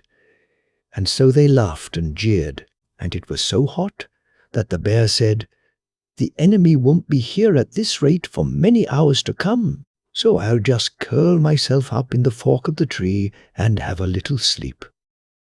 And the wolf lay down under the oak, and the wild boar buried himself in some straw, so that nothing was seen of him but one ear. And while they were lying there, the fox, the cat and the dog arrived. When the cat saw the wild boar's ear, she pounced upon it, thinking it was a mouse in the straw. The wild boar got up in a dreadful fright, gave one loud grunt, and disappeared into the wood. But the cat was even more startled than the boar, and, spitting with terror, she scrambled up into the fork of the tree, and as it happened, right into the bear's face. Now it was the bear's turn to be alarmed, and with a mighty growl he jumped down from the oak and fell right on the top of the wolf and killed him as dead as a stone. On their way home from the war, the fox caught score of mice, and when they reached Simon's cottage he put them all on the stove and said to the cat, "Now go and fetch one mouse after the other and lay them down before your master." "All right," said the cat, and did exactly as the fox told her. When Susan saw this, she said to her husband, "Just look, here is our old cat back again, and see what a lot of mice she has caught." "Wonders will never cease," cried Simon. "I certainly never thought the old cat would ever catch another mouse." But Susan answered, "There, you see, I always said our cat was a most excellent creature, but you men always think you know best." In the meantime, the fox said to the dog, "Our friend Simon has just killed a pig. When it gets a little darker, you must go into the courtyard and bark with all your might." "All right," said the dog, and as soon as it grew dusk he began to bark loudly. Susan, who heard him first, said to her husband, "Our dog must have come back, for I hear him barking lustily. Do go out and see what's the matter. Perhaps thieves may be stealing our sausages." But Simon answered, "The foolish brute is as deaf as a post, and is always barking at nothing," and he refused to get up. The next morning, Susan got up early to go to church at the neighbouring town, and she thought she would take some sausages to her aunt who lived there. But when she went to her larder, she found all the sausages gone, and a great hole in the floor. She called out to her husband, "I was perfectly right. Thieves have been here last night, and they have not left a single sausage." "Oh, if you had only got up when I asked you to." Then Simon scratched his head and said, "I can't understand it at all. I certainly never believed the old dog was so quick at hearing." But Susan replied, "I always told you our old dog was the best dog in the world, but as usual you thought you knew so much better. Men are the same all the world over." And the fox scored a point too, for he had carried away the sausages himself. The White Snake. Not very long ago there lived a king, the fame of whose wisdom was spread far and wide. Nothing appeared to be unknown to him, and it really seemed as if tidings of the most secret matters must be borne to him by the winds. He had one very peculiar habit. Every day, after the dinner table had been cleared and everyone had retired, a confidential servant brought in a dish. It was covered, and neither the servant nor anyone else had any idea what was on it, for the king never removed the cover or partook of the dish till he was quite alone. This went on for some time, till, one day, the servant who removed the dish was so overcome with curiosity that he could not resist carrying it off to his own room. After carefully locking the door, he lifted the cover, and there he saw a white snake lying on the dish. On seeing it, he could not restrain his desire to taste it, so he cut off a small piece and put it in his mouth. Hardly had it touched his tongue than he heard a strange sort of whispering of tiny voices outside his window. He stepped to the casement to listen, and found that the sound proceeded from the sparrows, who were talking together and telling each other all they had seen in the fields and woods. The piece of the white snake which he had eaten had enabled him to understand the language of animals. Now, on this particular day, it so happened that the queen lost her favourite ring, and suspicion fell on the confidential servant who had access to all parts of the palace. The king sent for him and threatened him angrily, saying that if he had not found the thief by the next day, he should himself be taken up and tried. It was useless to assert his innocence. He was dismissed without ceremony. In his agitation and distress, he went down to the yard to think over what he could do in this trouble. Here were a number of ducks resting near a little stream and pluming themselves with their bills, whilst they kept up an animated conversation amongst themselves. The servant stood still listening to them. They were talking of where they had been waddling about all the morning, and of the good food they had found. But one of them remarked rather sadly, "There's something lying very heavy on my stomach, for in my haste I've swallowed a ring," which was lying just under the queen's window. No sooner did the servant hear this than he seized the duck by the neck, carried it off to the kitchen, and said to the cook, "Suppose you kill this duck. You see she's nice and fat." "Yes, indeed," said the cook, weighing the duck in his hand. "She certainly has spared no pains to stuff herself well, and must have been waiting for the spit for some time." So he chopped off her head, and when she was opened, there was the queen's ring in her stomach. It was easy enough now for the servant to prove his innocence, and the king, feeling he had done him an injustice and anxious to make some amends, desired him to ask any favour he chose, and promised to give him the highest post at court he could wish for. The servant, however, declined everything, and only begged for a horse and some money to enable him to travel, as he was anxious to see something of the world.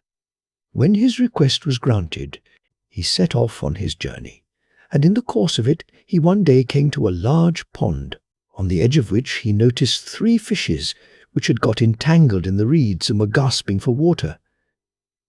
Though fish are generally supposed to be quite mute, he heard them grieving aloud at the prospect of dying in this wretched manner. Having a very kind heart, he dismounted and soon set the prisoners free, and in the water once more. They flapped with joy, and stretching up their heads cried to him, "We will remember and reward you for saving us." He rowed further, and after a while he thought he heard a voice in the sand under his feet. He paused to listen, and heard the king of the ants complaining, "If only men with their awkward beasts would keep clear of us. That stupid horse is crushing my people mercilessly to death with his great hoofs." The servant at once turned into a side path, and the ant king called after him, "We'll remember and reward you." The road next led through a wood, where he saw a father and a mother raven standing by their nest and throwing out their young. "Away with you, you young rascals," they cried. "We can't feed you any longer. You are quite big enough to support yourselves now." The poor little birds lay on the ground flapping and beating their wings, and shrieked, "We poor helpless children feed ourselves indeed. Why, we can't even fly yet. What can we do but die of hunger?" Then the kind youth dismounted, drew his sword, and killing his horse, left it there as food for the young ravens. They hopped up, satisfied their hunger, and piped, "We'll remember and reward you." He was now obliged to trust to his own legs, and after walking a long way, he reached a big town. Here he found a great crowd and much commotion in the streets, and a herald rode about announcing, "The king's daughter seeks a husband, but whoever would woo her must first execute a difficult task, and if he does not succeed, he must be content to forfeit his life." Many had risked their lives, but in vain. When the youth saw the king's daughter, he was so dazzled by her beauty that he forgot all idea of danger and went to the king to announce himself a suitor. On this he was led out to a large lake, and a gold ring was thrown into it before his eyes. The king desired him to dive after it, adding, "If you return without it, you will be thrown back into the lake time after time, till you are drowned in its depths." Everyone felt sorry for the handsome young fellow and left him alone on the shore. There he stood, thinking and wondering what he could do, when all of a sudden he saw 3 fishes swimming along, and recognized them as the very same whose lives he had saved. The middle fish held a mussel in its mouth, which it laid at the young man's feet, and when he picked it up and opened it, there was the golden ring inside. Full of delight, he brought it to the king's daughter, expecting to receive his promised reward. The haughty princess, however, on hearing that he was not her equal by birth, despised him and exacted the fulfillment of a second task. She went into the garden, and with her own hands she strewed 10 sacks full of millet all over the grass. "He must pick all that up tomorrow morning before sunrise," she said. "Not a grain must be lost." The youth sat down in the garden and wondered how it would be possible for him to accomplish such a task. But he could think of no expedient, and sat there sadly expecting to meet his death at daybreak. But when the first rays of the rising sun fell on the garden, he saw the 10 sacks all completely filled, standing there in a row, and not a single grain missing. The ant-king, with his thousands and thousands of followers, had come during the night, and the grateful creatures had industriously gathered all the millet together and put it in the sacks. The king's daughter came down to the garden herself, and saw to her amazement that her suitor had accomplished the task she had given him. But even now she could not bend her proud heart, and she said, "Though he has executed these 2 tasks, yet he shall not be my husband till he brings me an apple from the tree of life." The young man did not even know where the tree of life grew, but he set off, determined to walk as far as his legs would carry him, though he had no hope of ever finding it. After journeying through 3 different kingdoms, he reached a wood one night, and lying down under a tree, prepared to go to sleep there. Suddenly he heard a sound in the boughs, and a golden apple fell right into his hand. At the same moment 3 ravens flew down to him, perched on his knee, and said, "We are the 3 young ravens whom you saved from starvation. When we grew up and heard you were searching for the golden apple, we flew far away over the seas to the end of the world, where the tree of life grows, and fetched the golden apple for you." Full of joy, the young man started on his way back and brought the golden apple to the lovely princess, whose objections were now entirely silenced. They divided the apple of life and ate it together, and her heart grew full of love for him. So they lived together to a great age in undisturbed happiness. The Yellow Bird. Once upon a time, a fairy, who had somehow or other got into mischief, was condemned by the High Court of Fairyland to live for several years under the form of some creature, and at the moment of resuming her natural appearance once again to make the fortune of 2 men. It was left to her to choose what form she would take, and because she loved yellow, she transformed herself into a lovely bird with shining golden feathers such as no one had ever seen before. When the time of her punishment was at an end, the beautiful yellow bird flew to Baghdad and let herself be caught by a fowler at the precise moment when Badi al-Zaman was walking up and down outside his magnificent summer palace. This Badi al-Zaman, whose name means wonder of the world, was looked upon in Baghdad as the most fortunate creature under the sun because of his vast wealth. But really, what with anxiety about his riches and being weary of everything and always desiring something he had not, he never knew a moment's real happiness. Even now he had come out of his palace, which was large and splendid enough for 50 kings, weary and cross because he could find nothing new to amuse him. The fowler thought that this would be a favorable opportunity for offering him the marvelous bird, which he felt certain he would buy the instant he saw it. And he was not mistaken, for when Badi al-Zaman took the lovely prisoner into his own hands, he saw written under its right wing the words, "He who eats my head will become a king," and under its left wing, "He who eats my heart will find 100 gold pieces under his pillow every morning." In spite of all his wealth, he at once began to desire the promised gold, and the bargain was soon completed. Then the difficulty arose as to how the bird was to be cooked, for among all his army of servants, not one could Badi al-Zaman trust. At last he asked the fowler if he were married, and on hearing that he was, he bade him take the bird home with him and tell his wife to cook it. "Perhaps," said he, "this will give me an appetite which I have not had for many a long day, and if so, your wife shall have 100 pieces of silver." The fowler with great joy ran home to his wife, who speedily made a savory stew of the yellow bird. But when Badi al-Zaman reached the cottage and began eagerly to search in the dish for its head and its heart, he could not find either of them, and turned to the fowler's wife in a furious rage. She was so terrified that she fell upon her knees before him and confessed that her 2 children had come in just before he arrived, and had so teased her for some of the dish she was preparing that she had presently given the head to one and the heart to the other. Since these morsels are not generally much esteemed, and Badi al-Zaman rushed from the cottage vowing vengeance against the whole family. The wrath of a rich man is generally to be feared. So the fowler and his wife resolved to send their children out of harm's way.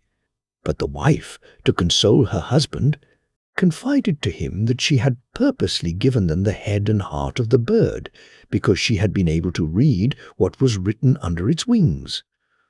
So, believing that their children's fortunes were made, they embraced them and sent them forth, bidding them get as far away as possible to take different roads, and to send news of their welfare. For themselves, they remained hidden and disguised in the town, which was really rather clever of them.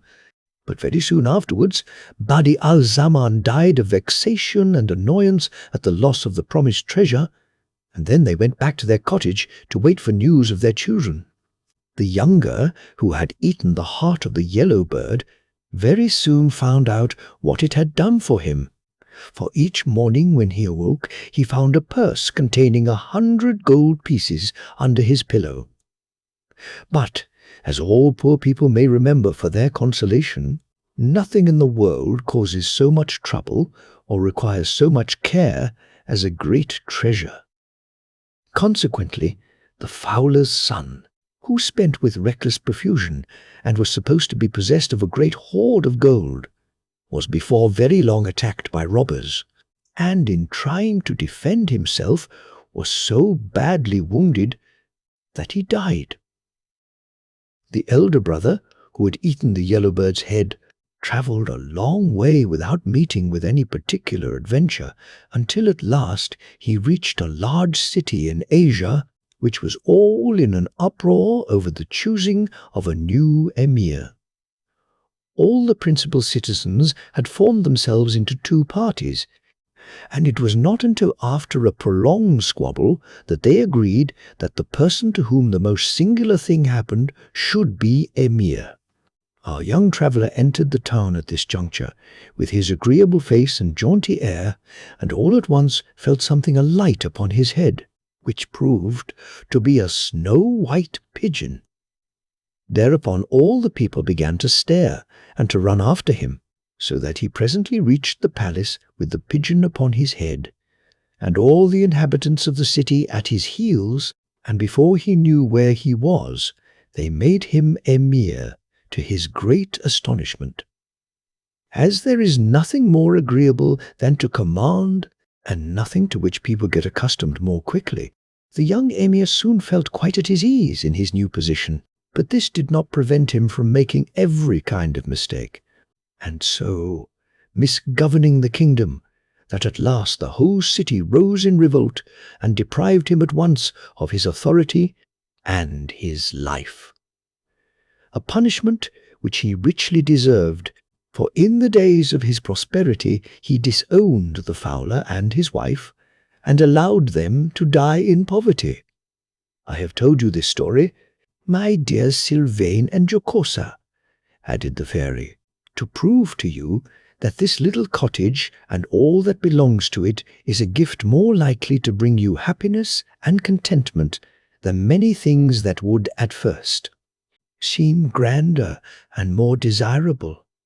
If you will faithfully promise me to till your fields and feed your flocks, and will keep your word better than you did before, I will see that you never lack anything that is really for your good. Sylvain and Jocosa gave their faithful promise, and as they kept it, they always enjoyed peace and prosperity. The fairy had asked all their friends and neighbours to their wedding, which took place at once with great festivities and rejoicings, and they lived to a good old age, always loving one another with all their hearts.